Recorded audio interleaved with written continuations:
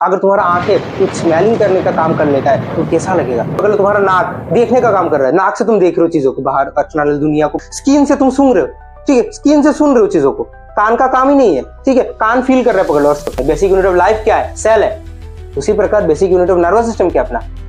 सेनापति, हमारे बॉडी का सेनापति है। राजा कौन है? दिमाग है। पूरे बॉडी को कंट्रोल दिमाग कर रहा है, लेकिन सर दिमाग किसके जरिए कंट्रोल कर रहा है? क्या कहते हैं? Master of master gland. Master gland का भी मास्टर, तो बॉडी का मास्टर ग्लैंड कौन है सर? जैसे तुम लोगों ने देखा हुआ है ब्रेड खली, ठीक है, इतने बड़े साइज का, इतना लंबा है, ठीक है, जान जैसा लगता है। तो वो एक लोगों का देखना है, खाने का टाइम फिक्स होता है, सोने का टाइम फिक्स होता है, उठने का टाइम फिक्स होता है, सब कुछ का एक time fix. During delivery, during जो डिलीवरी ऑफ द बेबी, ठीक है, मदर का जो बॉडी है वो एक्सेसिव अमाउंट में क्या रिलीज करता है सर?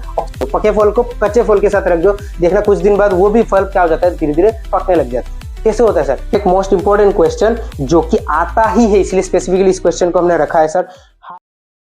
तो हेलो मेरे प्यारे बच्चों, तो कैसे हो आप सभी लोग? आशा करता हूँ सभी लोग अच्छे होंगे, बहुत जोरों शोरों से अपने पढ़ाई को कर रहे होंगे। दोनों ही सेवा सीबीएसई वाले बोर्ड्स के बच्चों को के लिए कह रहे कि देखो बच्चों, आप दोनों बोर्ड्स की जो बच्चों का एग्जाम है बहुत नजदीक आ चुका है ना। अगर प्री बोर्ड्स की बात करें तो देखो, सेवा वालों के जो प्री बोर्ड्स है वो लगभग आप लोग का जो है ना दिसंबर महीने से शुरू हो जाएगा। और सीबीएसई वालों की अगर बात करें तो मिड ऑफ नवंबर से आप लोग का जो प्री बोर्ड्स का एग्जाम है वो शुरू हो जाएगा ना। तो बहुत ही हाई टाइम चल रहा है आप लोगों को, और आप लोग बहुत अच्छे से पढ़ाई कर भी रहोगे, ये मेरा विश्वास है। और मैं इस पर्टिकुलर आप लोगों की प्रिपरेशन की जर्नी में आप लोगों को बहुत ज्यादा हेल्प करने वाला हूं। कैसे हेल्प करेंगे क्या नहीं, वो तो आप लोग को आगे आने वाले वीडियो में पता चल ही जाएगा। कैसे क्या आप लोगों के साथ कैसे इंटरेक्शन कर रहा है वो भी देखेंगे। तो इस वीडियो में मैं आप लोगों का जो है ना एक चैप्टर है जो कि दोनों ही सेवा सीबीएसई वाले बोर्ड्स के लिए कॉमन चैप्टर है। बायोलॉजी का आप लोग का एक चैप्टर है, कंट्रोल एंड कोऑर्डिनेशन करके चैप्टर का नाम है, ठीक है। चलो, जैसे आज मैं पढ़ाने वाले इस चैप्टर को एक बार आप लोग एक मिलान से देख लो ना बच्चों। देखने बाद आप इस चैप्टर का मास्टर बन जाओगे। आप किसी को भी पढ़ाने में सक्षम हो जाओगे। आप इस लेवल का नॉलेज आपके अंदर इस चैप्टर से हो जाएगा। कहीं भी किसी भी प्रकार का एग्जाम हो जाए, बोर्ड्स एग्जाम, प्री बोर्ड्स, आपकी कुछ भी प्रकार का एग्जाम हो जाए ना बच्चों, आप लोग इस चैप्टर से कोई भी क्वेश्चन नहीं छोड़ने वाले हो। इस चैप्टर से जितने भी प्रकार के क्वेश्चन आ जाए, hot question, concept based question आते हैं ना बहुत सारे, ये तुम्हारे केस बेस्ड क्वेश्चंस, जितने भी प्रकार के क्वेश्चन आ जाए बच्चों, आप लोग आराम से इस चैप्टर से दे पाओगे, ठीक है। तो ज्यादा बातचीत ना करते हुए हम लोग बहुत एक कंसंट्रेशन फोकस के साथ बैठ करके पूरे चैप्टर को खत्म कर देंगे, ठीक है। तो ऑटोमेटिकली आप लोग पूरे रेडी रहो, अपने साथ में एक पेन और साथ में एक कॉपी, ठीक है, और एक शांत वातावरण होना चाहिए, ठीक है। एक बंद कमरे में एक शांत वातावरण में बैठो, अपने पढ़ाई के स्टडी टेबल में बैठो, कॉपी पेन लो और आराम से जो जो इंपॉर्टेंट पॉइंट्स हो नोट करो। आप लोगों को साथ साथ ये पीडीएफ लेक्चर का जो पीडीएफ है वो आप लोगों को मिल भी जाएगा, उसमें कोई दिक्कत नहीं है। लेकिन छोटा मोटा अगर फ्लो में कुछ पॉइंट्स में बोलता हूँ वो सब नोट डाउन करने के लिए वो रखो, ठीक है। और फोकस पूरा रख के वीडियो को देखो, दिमाग में कोई भी दूसरा चिंता मत रखो कि ये क्या होगा क्या नहीं होगा, नया वीडियो है कैसे चलेगा। अरे भाई, अपना एक्सपीरियंस है बहुत सालों का पढ़ाने का, ठीक है। हाँ, तो इसीलिए हम कह रहे कि ऑफलाइन में हम लोग बहुत, मैं पढ़ाता हूँ, अभी तक पढ़ा ही रहा हूँ, ठीक है। ऑफलाइन में अपना बहुत सालों का एक्सपीरियंस है, तो थोड़ा बहुत विश्वास करके चीजों को शुरू करते हैं, ठीक है। हाँ, पूरा शांत करके ठंडा दिमाग से बिना कुछ सोचे बस पढ़ाई करना है, बस इस चैप्टर को खत्म करना है। पूरा मेरे साथ जर्नी में चलो, ठीक है। जर्नी के अंत में आप लोग को जो फील आएगा ना, वो फीलिंग एकदम पूरा अतुलनीय होगा ना। आप लोग वो मतलब कंपेयर ही नहीं कर पाओगे। जो आप लोग के अंदर एक ज्ञान का एक फीलिंग होगा ना, भाई इस चैप्टर से कुछ भी आ रहा है, कुछ भी हो रहा है, हमें तो सब कुछ आ रहा है, ऐसा कंसेप्ट एक आ जाएगा, समझ रहे हो। और इस वीडियो को खत्म करने के बाद अगले दिन आप लोग नेक्स्ट डे आप लोग इस पर्टिकुलर चैप्टर के ऊपर ही एक क्वेश्चन की वीडियो आ जाएगा, जहाँ पे अलग अलग प्रकार के हर एक टॉपिक रिलेटेड क्वेश्चन, ठीक है, हर पीवाईक्यू, सेवा के पीवाईक्यू, सीबीएसई के पीवाईक्यू, सारे सब कुछ एक साथ हम इस चैप्टर के ऊपर बेस करके और क्वेश्चन सीरीज भी लेकर के आएंगे, ठीक है। तो चलो, बिना कुछ सोचे आराम से जर्नी के अंदर चलते हैं, ठीक है। तो चलो, तो पहली बात सर, चैप्टर का जो नाम है सर, चैप्टर का नाम क्या है? कंट्रोल एंड कोऑर्डिनेशन बच्चों। तो कंट्रोल क्या है? कंट्रोल ये कि सर हमारे बॉडी को, जैसे अगर आप अपने स्कूल का एग्जांपल ले लेते हैं बच्चों, सर हमारे एक स्कूल को रेगुलेट कौन कर रहा है? कंट्रोल कौन कर रहा है? प्रिंसिपल कर रहा है, ठीक है। तो प्रिंसिपल कंट्रोल कर रहा है। सर प्रिंसिपल कैसे कंट्रोल कर रहा है? प्रिंसिपल अपने टीचर्स को इंस्ट्रक्शन दे रहा है और टीचर्स बच्चों को इंस्ट्रक्शन दे रहे हैं। तो हमेशा क्या हो रहा है सर, हर एक ग्रुप ऑफ इंडिविजुअल जो है ना, अपने एक दूसरे के साथ क्या कर रहे हैं बच्चों? इंटरेक्शन कर रहा है। तो कंट्रोल हो रहा है, कोई ऊपर एक बॉस बैठा हुआ है, वो बॉस क्या कर रहा है? ऑर्डर्स दे रहे हैं। उन ऑर्डर्स को हर एक छोटे लेवल तक, हर एक बच्चों तक पहुंचाने में क्या कर रहे हैं सर? बच्चों में पहुंचाने के लिए एक कोऑर्डिनेटेड मैनर में जो इन्फॉर्मेशन का फ्लो है वो होता जा रहा है। तो सर क्या है कोऑर्डिनेशन? क्या है कोऑर्डिनेशन? मतलब एक इंटरकनेक्शन, समझ रहे हो बच्चों? इंटरकनेक्शन। तो हमारे बॉडी में अगर ये चीज का कॉन्सेप्ट जो है ना, अगर आप बॉडी के अनुसार हम लोग समझे तो क्या होगा सर, हमारे बॉडी में भी एक ऐसा सेंटर होगा, एक ऐसा जगह होगा जो कि क्या कर रहा होगा बच्चों? कंट्रोल कर रहा होगा हमारे बॉडी के हर एक फंक्शनलिटीज को। और कैसे कंट्रोल कर रहा होगा भाई, वही एक मैकेनिज्म के जरिए कंट्रोल कर रहा होगा, जहां पे बॉडी का एक पर्टिकुलर ऑर्गन दूसरे ऑर्गन के साथ क्या कर रहा है, इंटरेक्शन कर रहा है। एक इंटरेक्शन करके जो काम हो रहा है उसको हम क्या कह रहे हैं, कोऑर्डिनेशन कह रहे हैं। क्या कह रहे हैं, कोऑर्डिनेशन कह रहे हैं। जैसे जैसे बच्चों देखना, जैसे मैं अभी आप लोगों के साथ बात कर रहा हूँ ना, अभी मैं आप लोगों के साथ क्या कर रहा हूँ, बात कर रहा हूँ। बात करने के दौरान सर मैं अपने हाथ को भी हिला रहा हूँ, अपने आंखों को भी बड़े कर रहा हूँ, मुंह भी चला रहा हूँ, सारा कुछ जो हो रहा है ये क्या है सर, बॉडी के हर एक ऑर्गन एक दूसरे के साथ क्या कर रहा है, तुम्हारा जो है ना कोऑर्डिनेट कर रहा है। क्या कर रहा है बच्चों, कोऑर्डिनेट कर रहा है। कंट्रोल कौन कर रहा है सर, दिमाग। दिमाग कंट्रोल कर रहा है ना अल्टीमेटली, तो ये बॉस हो गया। और बॉडी का हर एक ऑर्गन एक दूसरे के साथ क्या कर रहा है सर, इंटरेक्शन कर रहा है। जैसे अगर मैं ये ड्राइंग दिखाऊं, इधर देखो ना बच्चों, इधर एक बच्चा है, इधर एक बच्चा है। ये बच्चा क्या रहा है, ये बच्चा देखो इधर हाथ उठा रहा है। बच्चा कैसे हाथ उठाया होगा सर, क्लास में टीचर जो है, टीचर ने कुछ ना कुछ क्वेश्चन पूछ लिया होगा, और क्वेश्चन अगर उस बच्चे को आ रहा है तो बच्चे क्या करेंगे, हाथ उठाएंगे। टीचर के कहने के अनुसार बच्चा क्या कर रहा है सर, रेस्पॉन्स शो कर रहा है। समझ आ रहा है ना, तो ऑटोमेटिकली इधर क्या हुआ, कोऑर्डिनेशन। उसी प्रकार ये दूसरा पिक्चर देखो, ये बच्चा शायद किसी गर्म बर्तन को पकड़ लिया है तो छट करके हाथ उठा लेगा। क्या कर रहा है, कोऑर्डिनेशन हो रहा है ना। हाँ, हाथ देखिए, ये महसूस हुआ हाथ में, तुरंत हाथ उठ गया, पूरा बॉडी पीछे आ गया। हाथ ने गर्म बर्तन को छुआ, हाथ हटा दिया, ठीक है, और तुरंत ही बॉडी पीछे आ गया। पैर ने काम किया ना अभी। तो सर इधर जो वो तुम्हारे बॉडी के हर एक ऑर्गन, जैसे मेनली अगर हाथ और पैर की बात करें, एक दूसरे के साथ क्या क्या कोऑर्डिनेट किया ना। जैसे इधर इस टीचर ने, इस बच्चे ने जो है ना टीचर का बात सुना होगा, हाँ, तो कान ने वो कोऑर्डिनेशन किया, कान के बाद वो चीज कहाँ गया होगा, दिमाग के पास गया होगा, और दिमाग ने उसी हिसाब से चीजों को कोऑर्डिनेट करके उसके हाथ को ऊपर कर दिया। ऑटोमेटिकली बॉडी के इतने सारे ऑर्गन जो है ना इधर इन्वॉल्व हुआ इस पर्टिकुलर बच्चे के हाथ को ऊपर कराने में। समझ रहे हो ना बच्चों, तो बॉडी वही, किसी को हम क्या कह रहे हैं, कोऑर्डिनेशन कह रहे हैं। ठीक है, ठीक है, तो कोऑर्डिनेशन समझे। कोऑर्डिनेशन अगर हम समझे बच्चों, कोऑर्डिनेशन अगर हम समझे, तो नेक्स्ट जाते हैं हम अपने नर्वस सिस्टम की ओर। बच्चों नर्वस सिस्टम क्या है सर, नर्वस सिस्टम कुछ नहीं है। नर्वस सिस्टम मतलब बहुत सारे न्यूरॉन्स, नर्व सेल का जो इंटरकनेक्शन है। बहुत सारे नर्व सेल एक दूसरे के साथ मिल करके पूरा एक नेटवर्क लाइक स्ट्रक्चर बनाते हैं, जिसको अपन क्या कहते हैं, नर्वस सिस्टम कहते हैं। जैसे पकड़ लो इधर, और इस हिसाब से, उस हिसाब से सिग्नल को भी वो लोग क्या करते हैं सर, कैरी करते हैं। उस हिसाब से सिग्नल को भी क्या करते हैं, कैरी करते हैं। जैसे अगर बात करें सर, इधर एक पिक्चर दिया, ये मच्छर। सर ये मच्छर ने, ये जो मच्छर है ना, इस मच्छर ने क्या किया, एक पर्टिकुलर बंदी की उंगली में काटा होगा। तो जैसे उंगली को काटता है ना, तुरंत ही बंदा ना, वो जो पर्टिकुलर इंसान रहेगा वो अपने उंगली को हटा देगा या फिर मच्छर को मार देगा। तो क्या हो रहा है सर, वो जो काटने का जो सिग्नल है वो उस पर्टिकुलर बंदे के पास गया, और उसके अकॉर्डिंग बंदे ने क्या किया बच्चों, रिएक्ट किया। तो वो जो एक पर्टिकुलर पाथवे के जरिए वो इंफॉर्मेशन बंदे के पास गया, और वही पाथवे के जरिए उस पर्टिकुलर बंदे ने अपना जो एक्शन है वो शो किया। उस पर्टिकुलर पाथवे को हम क्या कह सकते हैं बच्चों, नर्वस सिस्टम। इस नर्वस सिस्टम के थ्रू बॉडी में जो है ना सिग्नलिंग का फ्लो होता है। सिग्नल जो है ना एक पर्टिकुलर पार्ट से दूसरे पर्टिकुलर पार्ट तक जाता है, और दूसरे से फिर उधर आता भी है वापस। समझ रहे हो, तो ऑटोमेटिकली ऐसे बॉडी क्या कर रहा है, एक दूसरे के ऑर्गन जो कोऑर्डिनेट कर रहा है ना बॉडी के, वो कोऑर्डिनेशन किसके थ्रू हो रहा है सर, वो कोऑर्डिनेशन नर्वस सिस्टम के थ्रू हो रहा है। क्लियर है ना, नर्वस सिस्टम के सर। नर्वस सिस्टम के अंदर हम क्या क्या पढ़ेंगे, सबसे पहले सर एक कॉन्सेप्ट आ रहा है हमारा, स्टिमुलस। सर ये स्टिमुलस क्या है, फिर स्टिमुलस का कॉन्सेप्ट क्या है। स्टिमुलस कुछ नहीं, इधर जो है ना तुम्हारे मच्छर ने काटा है, ठीक है, मच्छर ने जो काटा है ना, वो मच्छर का काटना जो है ना बच्चों, वो क्या हो गया, वो तुम्हारे लिए स्टिमुलस हो गया। ठीक है, तो स्टिमुलस का बेसिक डेफिनेशन क्या होगा सर, एक्सटर्नल कोई भी एक्शन, किसी भी प्रकार का एक्सटर्नल कोई चेंजेस अगर हमारे बॉडी में हो रहा है और उसके अकॉर्डिंग अपना बॉडी रिएक्ट कर रहा है, तो वो जो एक्सटर्नल एक्शन हो गया, एक्सटर्नल कोई चेंजेस हो गया, वो क्या हो गया सर, वो स्टिमुलस हो गया। इधर मच्छर का जो काटना है वो क्या हो गया बच्चों, वो हो गया अपना स्टिमुलस, वो हो गया अपना स्टिमुलस। समझ रहे हो, क्योंकि बाहर से आ रहा है, एक्सटर्नली हो रहा है ये चीज। समझ रहे हो ना, ये क्या हो रहा है सर, एक्सटर्नली हो रहा है ये चीज। अब सर अपन अगर बात करें रिसेप्टर के बारे में, सर रिसेप्टर क्या है, अरे वो जो स्टिमुलस है ना, स्टिमुलस बॉडी के जो हिस्सा रिसीव करता है, जिस पर्टिकुलर बॉडी का पार्ट, जो पार्ट बॉडी का जो वो पार्ट जो स्टिमुलस को क्या करता है बच्चों, रिसीव करता है, उसको अपन क्या कह देते हैं, रिसेप्टर कह देते हैं। वो भी हमारे एक सब्सटेंस है जो कि न्यूरॉन के साथ ही कनेक्टेड है। हमारे न्यूरॉन्स जो है ना, मतलब हमारे नर्वस सिस्टम का बेसिक यूनिट उसके साथ ही कनेक्टेड है, और वो क्या कर रहा है, स्टिमुलस को रिसीव कर रहा है। अभी अगर इंपल्स की बात करें सर, इंपल्स क्या है, कुछ नहीं, electrical signal generated in neuron. वो जो पर्टिकुलर तुम्हारा स्टिमुलस है, उस स्टिमुलस को किसने रिसीव किया सर, रिसेप्टर ने रिसीव किया होगा। तो रिसेप्टर ने जब भी तुम्हारे स्टिमुलस को रिसीव किया, तभी तुम्हारे न्यूरॉन में गया वो पर्टिकुलर इंफॉर्मेशन, और जाने के बाद सर न्यूरॉन में जो उस इंफॉर्मेशन को कन्वर्ट करके इलेक्ट्रिकल सिग्नल में कन्वर्ट, मतलब वो किया जाता है, कन्वर्ट किया जाता है। उस पर्टिकुलर इलेक्ट्रिकल सिग्नल को हम क्या कहते हैं सर, तो हम इंपल्स कहते हैं, जो कि कहाँ जनरेट होता है, जो कि हमारे नर्वस सिस्टम है या फिर हमारे न्यूरॉन्स में जनरेट हो रहा है। क्लियर है ना। नेक्स्ट अगर हम बात करें सर इफेक्टर, इफेक्टर क्या है, इफेक्टर ऑर्गन है, एक हमारे बॉडी का एक स्पेसिफिक ऑर्गन है जो कि हमारे इस पर्टिकुलर इस पर्टिकुलर स्टिमुलस के अकॉर्डिंग एक्शन शो करता है। जैसे जैसे इधर पकड़ लो, इस मच्छर का अगर एग्जांपल दे, मच्छर ने हमारे इधर काटा है, तो मच्छर ने जो काटा है ना, वो किसने रिसीव किया सर? सेंस ऑर्गन रिसीव करता है हमेशा किसी भी प्रकार के सेंसेस को। तो ये एक सेंसेस है, वो सेंस ऑर्गन में कुछ क्या होगा, रिसेप्टर्स होंगे,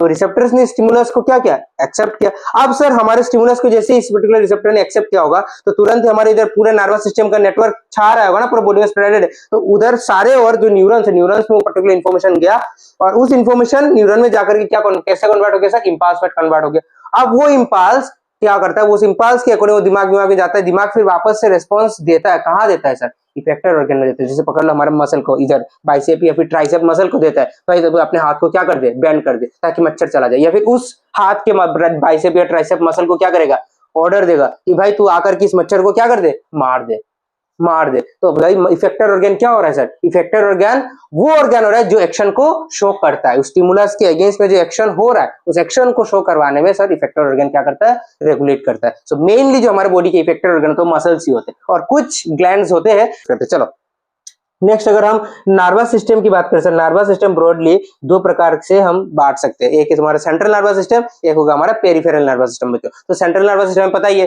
सेंट्रल नर्वस सिस्टम में सर बॉस बैठे हुए होते हैं, ठीक है, तो तुम्हारा जो सेंट्रल रोल जो प्ले करते हैं, की रोल जो प्ले करते हैं, इंपॉर्टेंट रोल जो प्ले करते हैं, वो कौन है सर, वो हमारे बॉडी का है ब्रेन और स्पाइनल कॉर्ड। अपना जो ब्रेन है, इधर जो अपना ब्रेन है ना, वो ब्रेन और स्पाइनल कॉर्ड, हमारे बैकबोन के अंदर स्पाइनल कॉर्ड प्रेजेंट है, ठीक है, तो वो दोनों हमारे बॉडी को क्या कर रहे हैं सर, पूरा रेगुलेट कर रहे हैं, कंट्रोल कर रहे हैं। ये हो गया हमारा central nervous system. Sir peripheral nervous system क्या है सर, पेरिफेरल नर्वस सिस्टम जो है ना, वो हमारे बॉडी के कुछ ऐसे नर्वस सिस्टम है जो कहां से इमर्ज होते हैं सर, ब्रेन या स्पाइनल कॉर्ड से ही निकलते हैं, निकल करके सर पूरे बॉडी में स्प्रेडेड होते हैं, और इनका जो एक्शन है ना, वो ब्रेन या स्पाइनल कॉर्ड जिस भी प्रकार की इंफॉर्मेशन को सेंड करवाना चाह रहे हैं, वो पर्टिकुलर सिग्नल जो है ना, वो तुम्हारे पेरिफेरल नर्वस सिस्टम के जरिए पूरे बॉडी में जाता है, समझ रहे हो, और पूरे बॉडी से भी सिग्नल पेरिफेरल नर्वस सिस्टम के जरिए हो करके कहाँ आता है सर, ब्रेन या स्पाइनल कॉर्ड में ही आता है।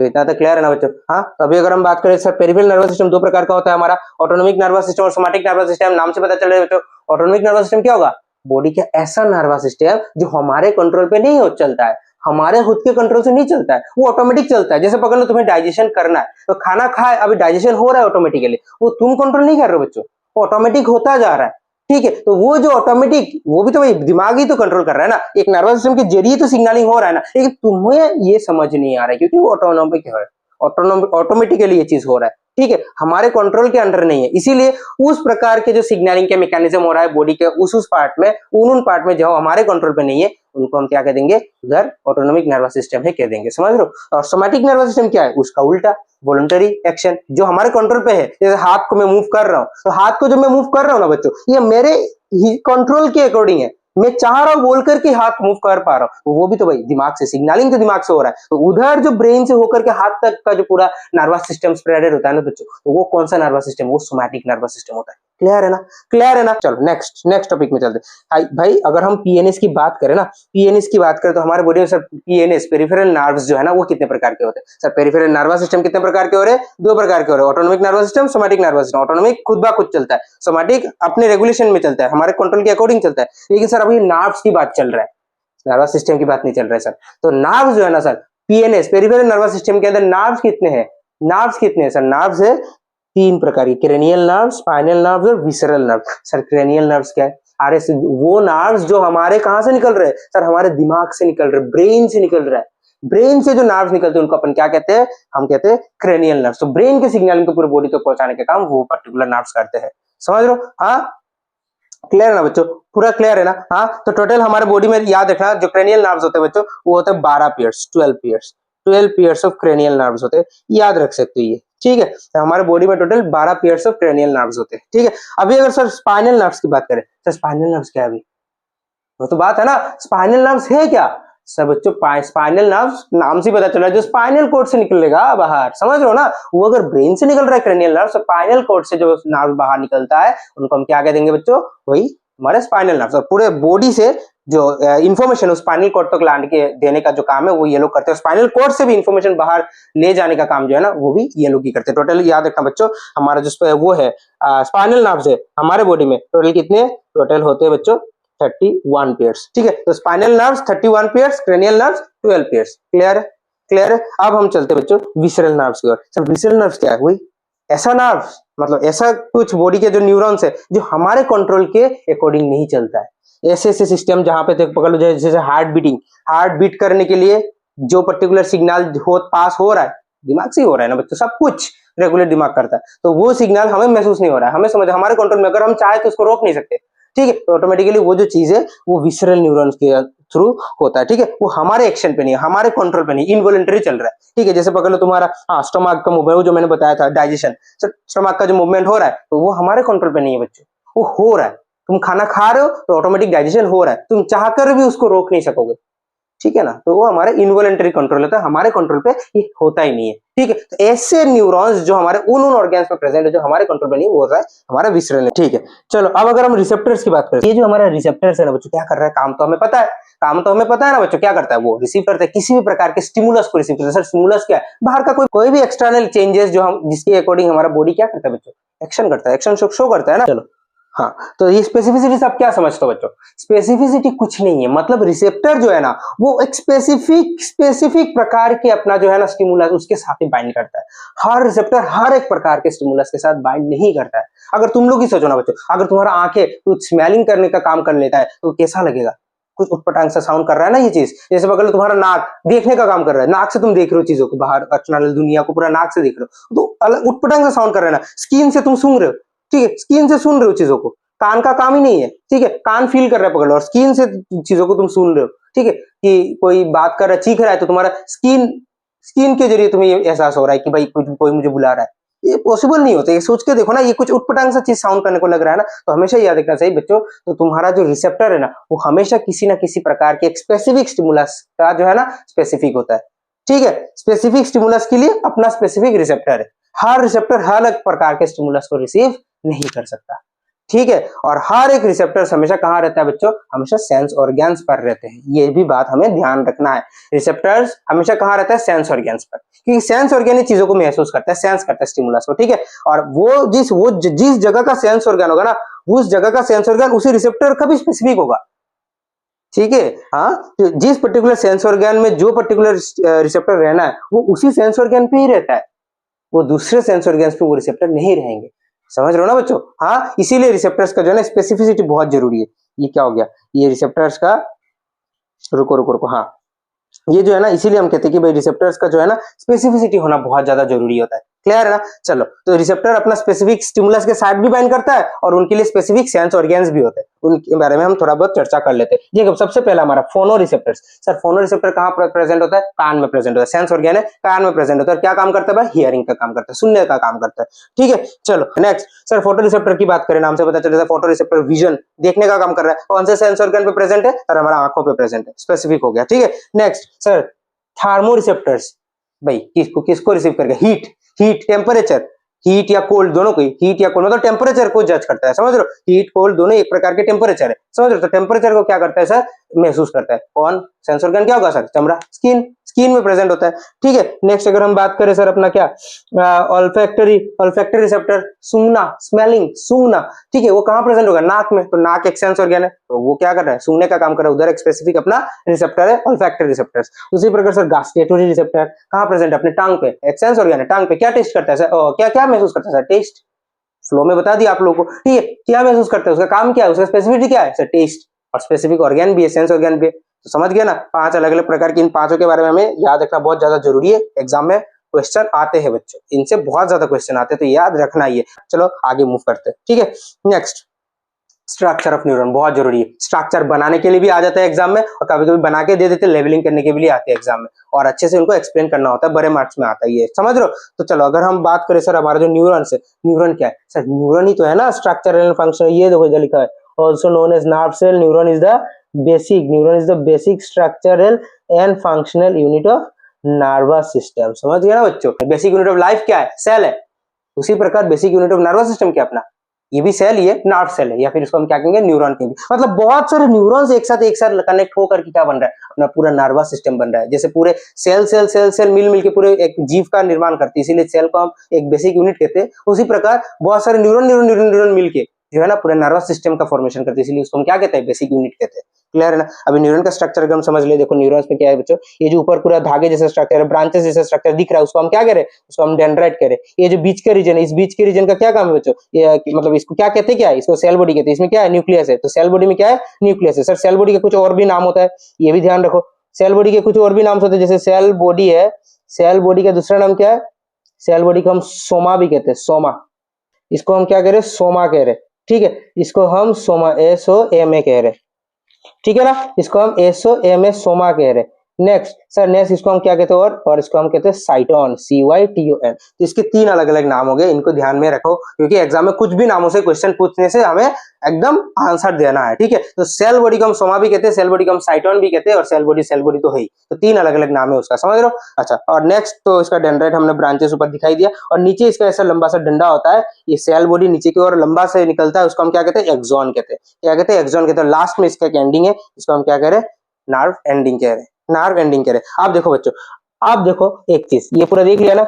हाँ, आप और एक चीज देखो, देखो ये एक्सॉन जो है ना, ये जो एक्सॉन मैंने बना के दिया है, इस एक्सॉन में देखो बच्चों एक चीज, इस एक्सॉन में ऐसे नीले रंग का, देखो ये नीले पर्पल कलर का एक कुछ एक सेल लाइक स्ट्रक्चर बना के दिया हुआ है अपना एक्सॉन के ऊपर, ठीक है। इधर एक ऐसा बना है, ठीक है, इधर एक ऐसा बना है, ऐसा ऐसा करके। इसको हम क्या कहते हैं बच्चों, इसको हम कहते हैं शॉन सेल, SCHWA, ठीक है, NN।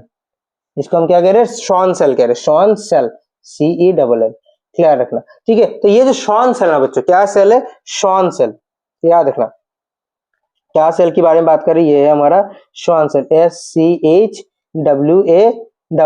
ये जो तुम्हारे शॉन सेल, इसका काम क्या है, इसका काम है तुम्हारे एक्सॉन के ऊपर रहना, और एक्सॉन के ऊपर रह करके सिग्नल को बाहर जाने में प्रिवेंट करना, सिग्नल बाहर, ताकि बाहर ना जाए, सिग्नल कंटिन्यूअस प्रोसेस में पास होकर के अगले न्यूरॉन्स तक चले जाए, समझ रहे हो ना, अगले न्यूरॉन्स तक चले जाए, सिग्नल बीच में क्या ना हो, सिग्नल बीच में बाहर ना जाए, ये इसका काम है, ठीक है। ये शॉन सेल हेल्प करता है। ये किसी भी प्रकार, शॉन सेल किसी भी प्रकार का कोई सिग्नल को ट्रांसमिट करवाते या नहीं है, सिग्नल के ट्रांसमिशन में उसका कोई रोल नहीं है, लेकिन सर उसको सिग्नल के ट्रांसमिशन में मदद जरूर करता है न्यूरॉन्स को, ताकि सिग्नल सही से क्या हो जाए, ट्रांसमिट हो जाए। इसीलिए ये एक प्रकार का क्या सेल है बच्चों, इसे एक प्रकार का ग्लियल सेल कहते हैं, GLIAL, ग्लियल सेल होता है, सपोर्टिंग सेल ऑफ न्यूरॉन्स। बहुत सारे ग्लियल सेल है, हमें बस शॉन सेल के मतलब है, समझ रहे हो। तो बहुत सारे प्रकार के ग्लियल सेल होते हैं। ग्लियल सेल क्या है, these are the supporting cells of a neuron. ये सिग्नल को कैरी वेरी नहीं करते, लेकिन न्यूरॉन्स को हेल्प करते हैं, ताकि वो सिग्नल को अच्छे से क्या कर दे, कैरी कर दे आगे, समझ रहे हो। चलो ये हो गया। नेक्स्ट सर, हर 2 शॉन सेल के बीच, देखो इधर एक शॉन सेल है, अगर मैं फिर से दिखाऊं, ये देखो हर 2 शॉन सेल के बीच ऐसे एक स्पेस है ना, देखो तो, हाँ, हर 2 शॉन सेल के बीच, हर 2 शॉन सेल के बीच ऐसा देखो एक स्पेस है, ऐसा ऐसा करके एक बीच में स्पेस है, जहां पे शॉन सेल है नहीं। इन स्पेस को हम क्या कहते हैं, इन स्पेसेस को हम कहते हैं, बच्चों नोड्स ऑफ रेनवियर, याद रखना। इनको हम क्या कहते हैं, इनको हम कहते हैं नोड्स ऑफ रेनवियर, ठीक है। तो ये है तुम्हारे नोड्स ऑफ रेनवियर, मतलब हर दो शॉन सेल के बीच का जो स्पेस है, जहां पे शॉन सेल है नहीं, बहुत छोटा सा जगह है, उसको हम क्या कहते हैं, नोड्स ऑफ रेनवियर कहते हैं। क्लियर है। हाँ, हमारा क्लियर हो गया एक्सॉन है तुम्हारा पूरा न्यूरॉन का स्ट्रक्चर। अब अगर सर फंक्शन देख ले थोड़ा, डेंड्राइट मेनली इन चीज का फंक्शन हमें चाहिए होता है, ठीक है। अगर हम देखो बच्चों डेंड्राइट का फंक्शन देखें, तो डेंड्राइट क्या करता है सर, किसी भी प्रकार के इंपल्स जो है ना, इंपल्स मतलब इलेक्ट्रिकल सिग्नल जो न्यूरॉन में जनरेट होता है, इंपल्स को रिसीव करने का काम करता है, या फिर इंफॉर्मेशन को रिसीव करने का काम कर रहा है, ठीक है। तो पहला जो फर्स्ट जो तुम्हारा डेंड्राइट होगा, वो तो इंफॉर्मेशन को रिसीव कर, डायरेक्ट इंपल्स उसको मिलेगा नहीं, समझ रहे हो ना मेरी बात। अगर पहला डेंड्राइट की बात करें, उसको तो डायरेक्ट इंफॉर्मेशन मिल रहा है, बाकी उस पहले के बाद जो जितने भी न्यूरॉन, हमारे नर्वस सिस्टम कैसे बनता है, तो नर्वस सिस्टम कुछ इस प्रकार से बनता है ना, पकड़ लो ये हमारा पूरा न्यूरॉन से, इस न्यूरॉन के पीछे फिर दूसरा न्यूरॉन कनेक्ट है, दूसरे के नीचे और न्यूरॉन्स कनेक्ट है, ऐसे करके न्यूरॉन्स के नेटवर्क बनता है ना पूरा हमारा नर्वस सिस्टम। तो पकड़ लो ये पहला न्यूरॉन, इस पहले न्यूरॉन के पास जो सिग्नल गया होगा, ठीक है, वो तो डायरेक्ट इलेक्ट्रिकल सिग्नल नहीं गएगा ना। पकड़ लो इसमें से जो इसमें पास गया, फिर इसमें से इसमें पास गया, इससे फिर इसके पास जो गया, वो तो डायरेक्ट इलेक्ट्रिकल सिग्नल जाता है, पास करता है। लेकिन पहला डायरेक्ट स्टिमुलस या फिर डायरेक्ट रिसेप्टर से जो इस पर्टिकुलर न्यूरॉन को, फर्स्ट न्यूरॉन को वो मिल रहा है, क्या मिल रहा है सर, इंफॉर्मेशन जो मिल रहा है, वो in the form of impulse तो नहीं मिल रहा है, वो तो इधर जनरेट हो रहा है। मैंने क्या बोला डेफिनेशन, इंपल्स क्या होता है, जो इलेक्ट्रिकल सिग्नल जनरेट होता है न्यूरॉन पे, सो वही चीज है सर सबसे पहले, इसीलिए हमने कहा है जनरेट क्या करता है, जनरेट किसी भी प्रकार के इंपल्स या फिर इंफॉर्मेशन को रिसीव करने का काम करता है। क्लियर है सर। नेक्स्ट सेल बॉडी, अब वो बात आ गया, देखो सेल बॉडी क्या करता है। अभी देखो सेल बॉडी का जो बेसिक फंक्शन में लिख बता देता हूँ, उसके बाद आप लोग कैसे कनेक्ट कर सकोगे देखना। सेल बॉडी के जो बेसिक फंक्शन है ना बच्चों, वो क्या है, वो एक कन्वर्ट करता है। वो क्या कन्वर्ट करता है, इन्फॉर्मेशन जो रिसीव हुआ है ना, उस इन्फॉर्मेशन को इलेक्ट्रिकल सिग्नल में कन्वर्ट कर देता है, मतलब इन्फॉर्मेशन को इंपल्स में कन्वर्ट कर देता है। क्लियर है ना, इन्फॉर्मेशन को इंपल्स में कन्वर्ट कर देता है। ठीक है, तो अब समझ आ गया होगा सर, पहला जो इन्फॉर्मेशन गया होगा ना, पहला जो इन्फॉर्मेशन गया होगा, उस इन्फॉर्मेशन को किसने रिसीव किया होगा सर, उसी डेंड्राइट ने तो रिसीव किया ही होगा। डेंड्राइट के बाद वो कहाँ गया, तुरंत देखो डेंड्राइट के बाद ही तुरंत कहाँ जाएगा, डेंड्राइट के बाद तुरंत ही सेल बॉडी के पास गया, डेंड्राइट से डायरेक्ट सेल बॉडी के पास जा रहा है, और सेल बॉडी उस इन्फॉर्मेशन को कन्वर्ट करके इलेक्ट्रिकल इंपल्स में बदल दे रहा है। तो जनरेट हुआ ना, इंपल्स कहाँ जनरेट हुआ, न्यूरॉन्स में तो जनरेट हुआ। तो सेल बॉडी का काम क्या है सर, वो इंफॉर्मेशन को, सेल बॉडी का काम क्या है, वो सर इंफॉर्मेशन को इसमें बदल देता है, इलेक्ट्रिकल इंपल्स में बदल देता है, इलेक्ट्रिकल सिग्नल में बदल देता है। और फिर एक्सॉन का काम क्या है सर, वो तो ट्रांसमिट करता है। क्या ट्रांसमिट करता है, उस जो इलेक्ट्रिकल सिग्नल जो बना है एक्सॉन में, जो तुम्हारे सेल बॉडी में जो इलेक्ट्रिकल सिग्नल बन गया, ठीक है, उस इंपल्स को एक्सॉन क्या करता है, आगे ट्रेवल करवा देता है दूसरे न्यूरॉन्स के। ठीक है सर, एक्सॉन जो है दो प्रकार का हो सकता है, माइलिनेटेड और नॉन माइलिनेटेड। ये क्या है, माइलिनेटेड और नॉन माइलिनेटेड क्या है। फिर से हम वापस आते हैं हमारी इसी डायग्राम में। सर इस डायग्राम में हमने क्या देखा था, इस डायग्राम में शॉन सेल देखा है ना सर। ये शॉन सेल का फंक्शन क्या है, फिर शॉन सेल का फंक्शन ही होता है sir myelin sheath secretion, MYE। आप लोग पता नहीं देख पा रहे हो क्या, मैं फिर से लिख दे रहा हूँ आप लोग के लिए, MYELIN, माइलिन SHEATH। ठीक है, तो माइलिन शीथ MYELIN SHEATH। ये जो तुम्हारा माइलिन शीथ है ना बच्चों, ये माइलिन शीथ का जो सिंथेसिस है वो कौन कर रहा है सर, ये तुम्हारे शॉन सेल कर रहा है। अब ये माइलिन शीथ क्या है सर, माइलिन शीथ कुछ नहीं है, कुछ एक वैक्सी या फिर ऑयली सा एक लेयर है जो कि एक्सॉन के ऊपर रहता है। कहाँ रहता है, जहां जहां तुम्हारा शॉन सेल है वहां है।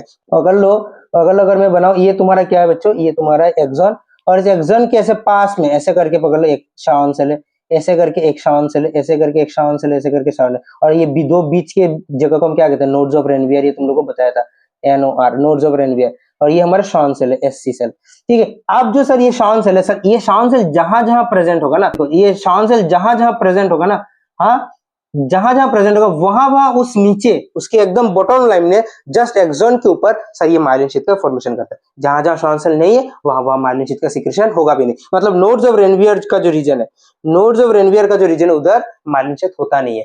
जहां हाँ माइलिन शीथ नहीं होता क्योंकि शॉन सेल भी नहीं है। तो जहां जहां तुम्हारा शॉन सेल है वहां वहां तुम्हारा क्या बन रहा है बच्चों, माइलिन शीथ बन रहा है। और ये क्या कर रहा है, सिग्नल को बाहर जाने में प्रिवेंट करता है, बाहर जाने नहीं देता है, क्योंकि एक वैक्सिक सा लेयर है तो सिग्नल बाहर नहीं जा पाता है। क्लियर है ना। तो जिस पर्टिकुलर एक्सॉन में वो माइलिन शीथ होगा, मतलब ऑफ कोर्स जहां पे शॉन सेल होगा वहां पे तो माइलिन शीथ होगा ही होगा। तो जिस पर्टिकुलर सेल में तुम्हारा माइलिन शीथ होगा उस पर्टिकुलर एक्सॉन को हम क्या कह देंगे, माइलिनेटेड। और जिसमें नहीं होगा उसको कह देंगे नॉन माइलिनेटेड। तो जिसमें नहीं होगा उसमें ऑटोमेटिकली समझ आ रहा है सर, उसमें शॉन सेल भी नहीं होंगे। समझ गए, समझ गए। अगर कोई भी डाउट हो रहा है, कोई भी डाउट हो रहा है यहां तक समझने में, कमेंट करो। कोई भी डाउट हो रहा है समझने में यहां तक, और कमेंट करो सर ये पार्ट समझ नहीं आया, मैं आंसर करूंगा। समझ लो, रिप्लाई जरूर करूंगा। चलो ये चीज हुआ। नेक्स्ट सर साइनेप्स के बारे में बात करते हैं। साइनेप्स क्या है, कुछ नहीं।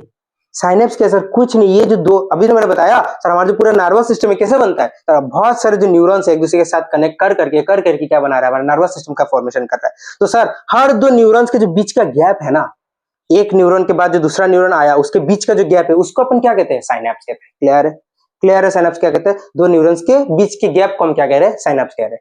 ठीक है सर, न्यूरॉन्स का जो सिग्नलिंग होता है ना, अगर साइनेप्स का जो गैप है थोड़ा बड़ा हो जाता है, अगर ये जो साइनेप्स है उस गैप जो है ना, दो न्यूरॉन्स के गैप अगर थोड़ा बड़ा हो जाता है तो सर न्यूरॉन्स का जो सिग्नलिंग है ना, मतलब न्यूरॉन्स भी नहीं, क्या कह रहा हूँ, तुम्हारा इंपल्स का जो पैसेज है, न्यूरॉन्स का सिग्नलिंग है अल्टीमेटली, मतलब तुम्हारा सिग्नल का जो पैसेज होगा एक न्यूरॉन से दूसरे न्यूरॉन में, तो थोड़ा तकलीफ हो जाता है ना, थोड़ा तो दिक्कत हो जाएगा क्योंकि गैप ज्यादा है। तो गैप ज्यादा होगा तो तुम्हारे इलेक्ट्रिकल सिग्नल पास कैसे होंगे।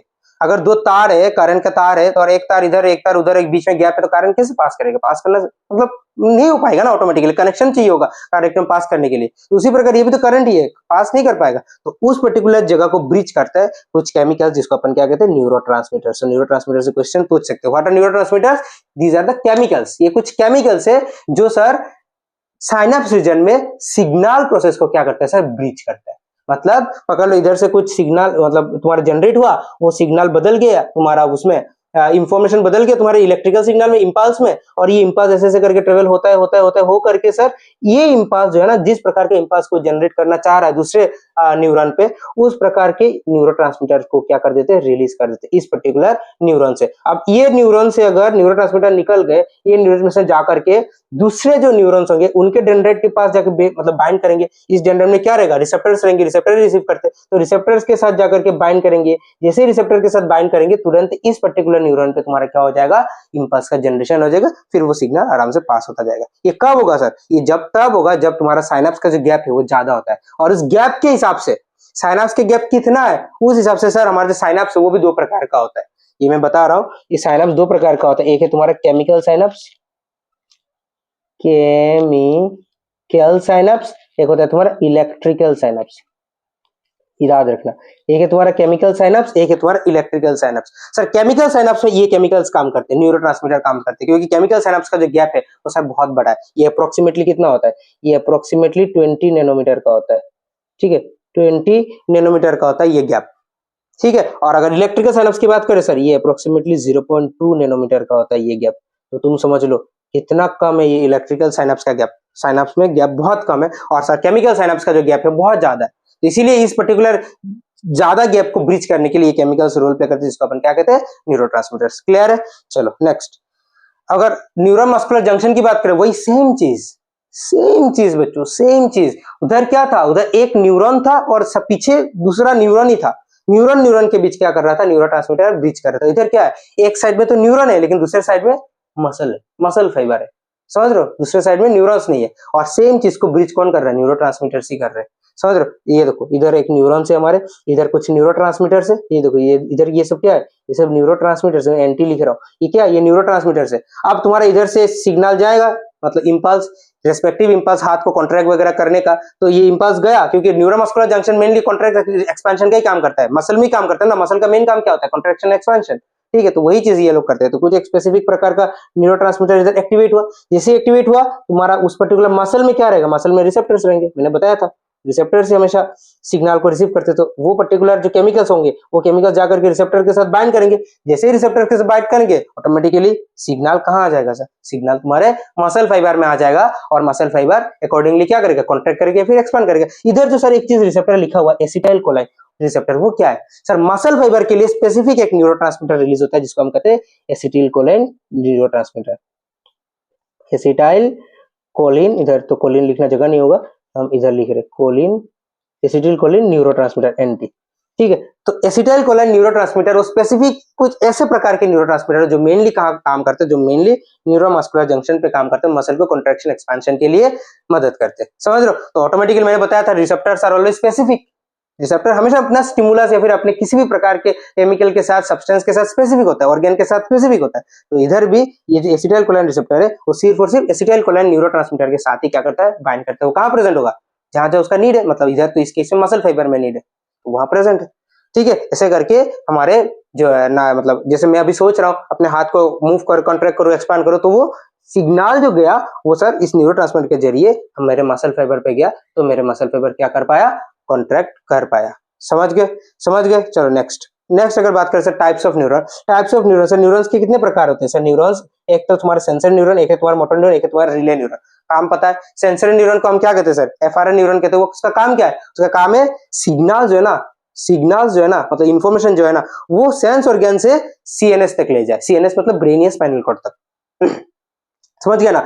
उसी प्रकार अगर मोटर न्यूरॉन की अपन बात करें, उल्टा काम कर रहा है, ब्रेन या स्पाइनल कॉर्ड, मतलब हमारे सीएनएस से मैसेज को, पहले तो इन्फॉर्मेशन चला गया, अब उन्होंने तो उस इन्फॉर्मेशन के अकॉर्डिंग कुछ ना कुछ तो मैसेज बनाया होगा, उस मैसेज को वापस से कहाँ डालना सर, इफेक्टर ऑर्गन, बताया था ना, हाँ, सेंसरी ऑर्गन से रिसीव होता है और काम एक्शन कौन सो करता है, इफेक्टर ऑर्गन। तो तुम्हारे ब्रेन या स्पाइनल कॉर्ड से मैसेज को वापस, वो भी तो सिग्नल के फॉर्म में आ रहा है ना, वापस इफेक्टर ऑर्गन तक ले लाने का काम मोटर न्यूरॉन करता है, और रिले न्यूरॉन क्या करता है, दोनों को ब्रिज करता है।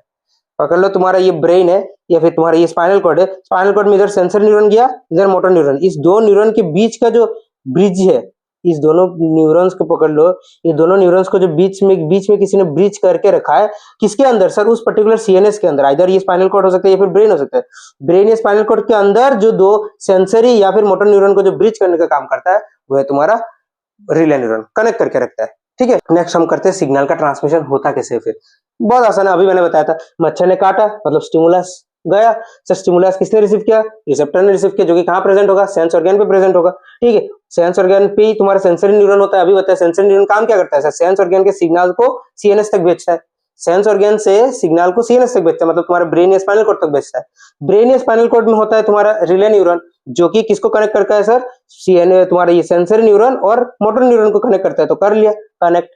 ठीक है, कनेक्ट करने के बाद मोटर न्यूरॉन क्या करेगा? मोटर न्यूरॉन के जरिए वो जो पर्टिकुलर तुम्हारा सीएनएस होगा वो सिग्नल को वापस कहाँ भेज देगा सर? इफेक्टर ऑर्गन तक भेज देगा। पकड़ लो, तुम्हारे मसल में भेज रहा है और उसके अकॉर्डिंग तुम्हारा मसल हिल रहा है, जिस वजह से मच्छर चला गया। सर क्लियर है?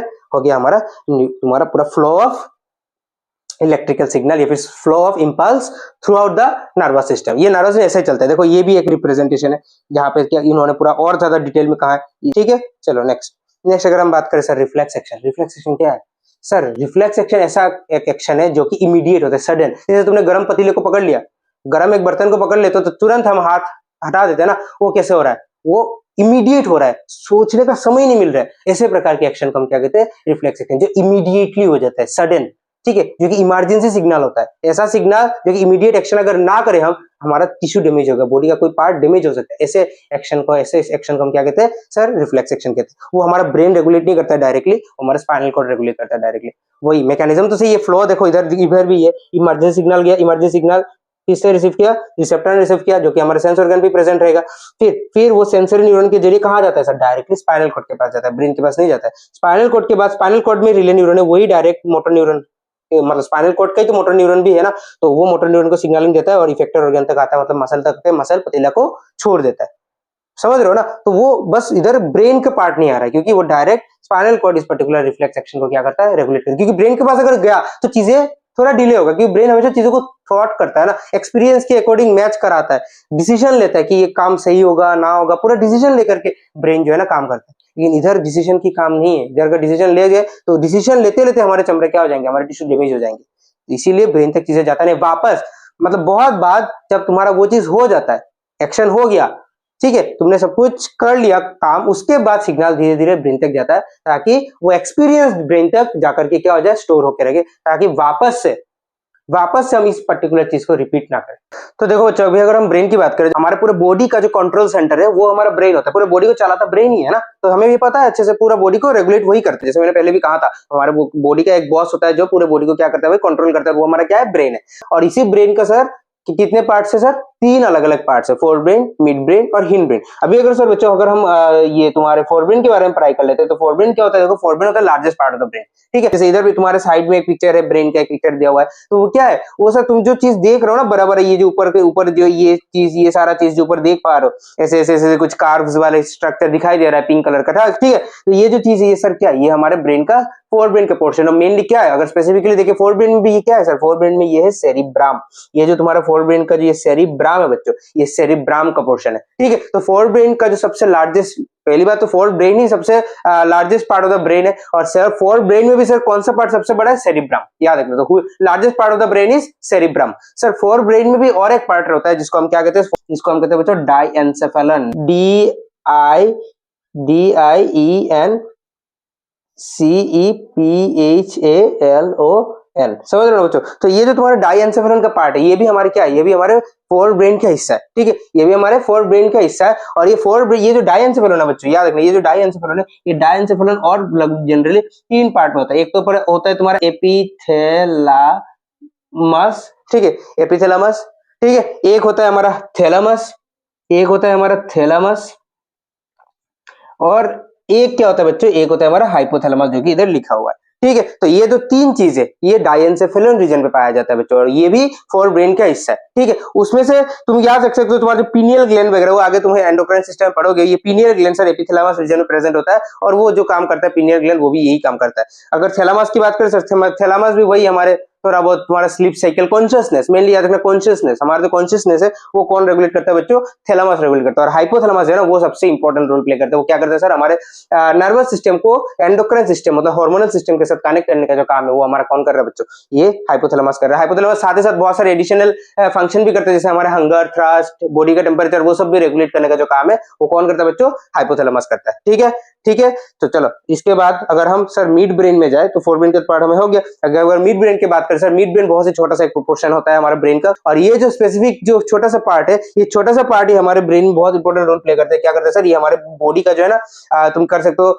ऑडिटरी सिग्नल, मतलब देखने का और विजुअल का जो सिग्नल है ना, सुनने का और देखने का, सुनने का और देखने का जो काम है वो मेनली कौन करता है बच्चों, ये हमारे मिड ब्रेन करते हैं। ठीक है, विजुअल एंड ऑडिटरी, और साथ ही साथ बहुत सारे अलग अलग एक्स्ट्रा एक्सेसरीज फंक्शन ये करते हैं। ये तो लिखा हुआ है ही तुम्हारे इस पर्टिकुलर पीडीएफ में, लेकिन जो मोस्टली जो हमें ध्यान रखना है सर, मिड ब्रेन क्या करता है, मिड ब्रेन विजुअल और ऑडिटरी सिग्नल, ये सबसे जरूरी है, इसी क्वेश्चन बनता है। ठीक है, चलो नेक्स्ट, अगर हिंड ब्रेन की बात करें बच्चों, हिंड ब्रेन क्या है, हिंड ब्रेन में सर पहली बात तो हिंड ब्रेन पीछे होता है, पूरा लास्ट पोर्शन में होता है ना बच्चों। तो हिंड ब्रेन हमारे ब्रेन के पूरे पीछे का हिस्सा है। और इस हिंड ब्रेन में सर कितने पार्ट्स है, हिंड ब्रेन में 3 पार्ट्स होते हैं, सेरिबेलम, सेरिबेलम, सेरिब्राम नहीं, सेरिब्राम तो largest part of the brain है जो कि फोर ब्रेन में प्रेजेंट होता है। सर हिंड ब्रेन में क्या प्रेजेंट है, हिंड ब्रेन में प्रेजेंट होता है सेरिबेलम, मेडुला और पॉन्स, ये 3 अलग अलग प्रकार के स्ट्रक्चर से जो हिंड ब्रेन में पाया जाता है बच्चों। ठीक है, चलो ये चीज हुआ।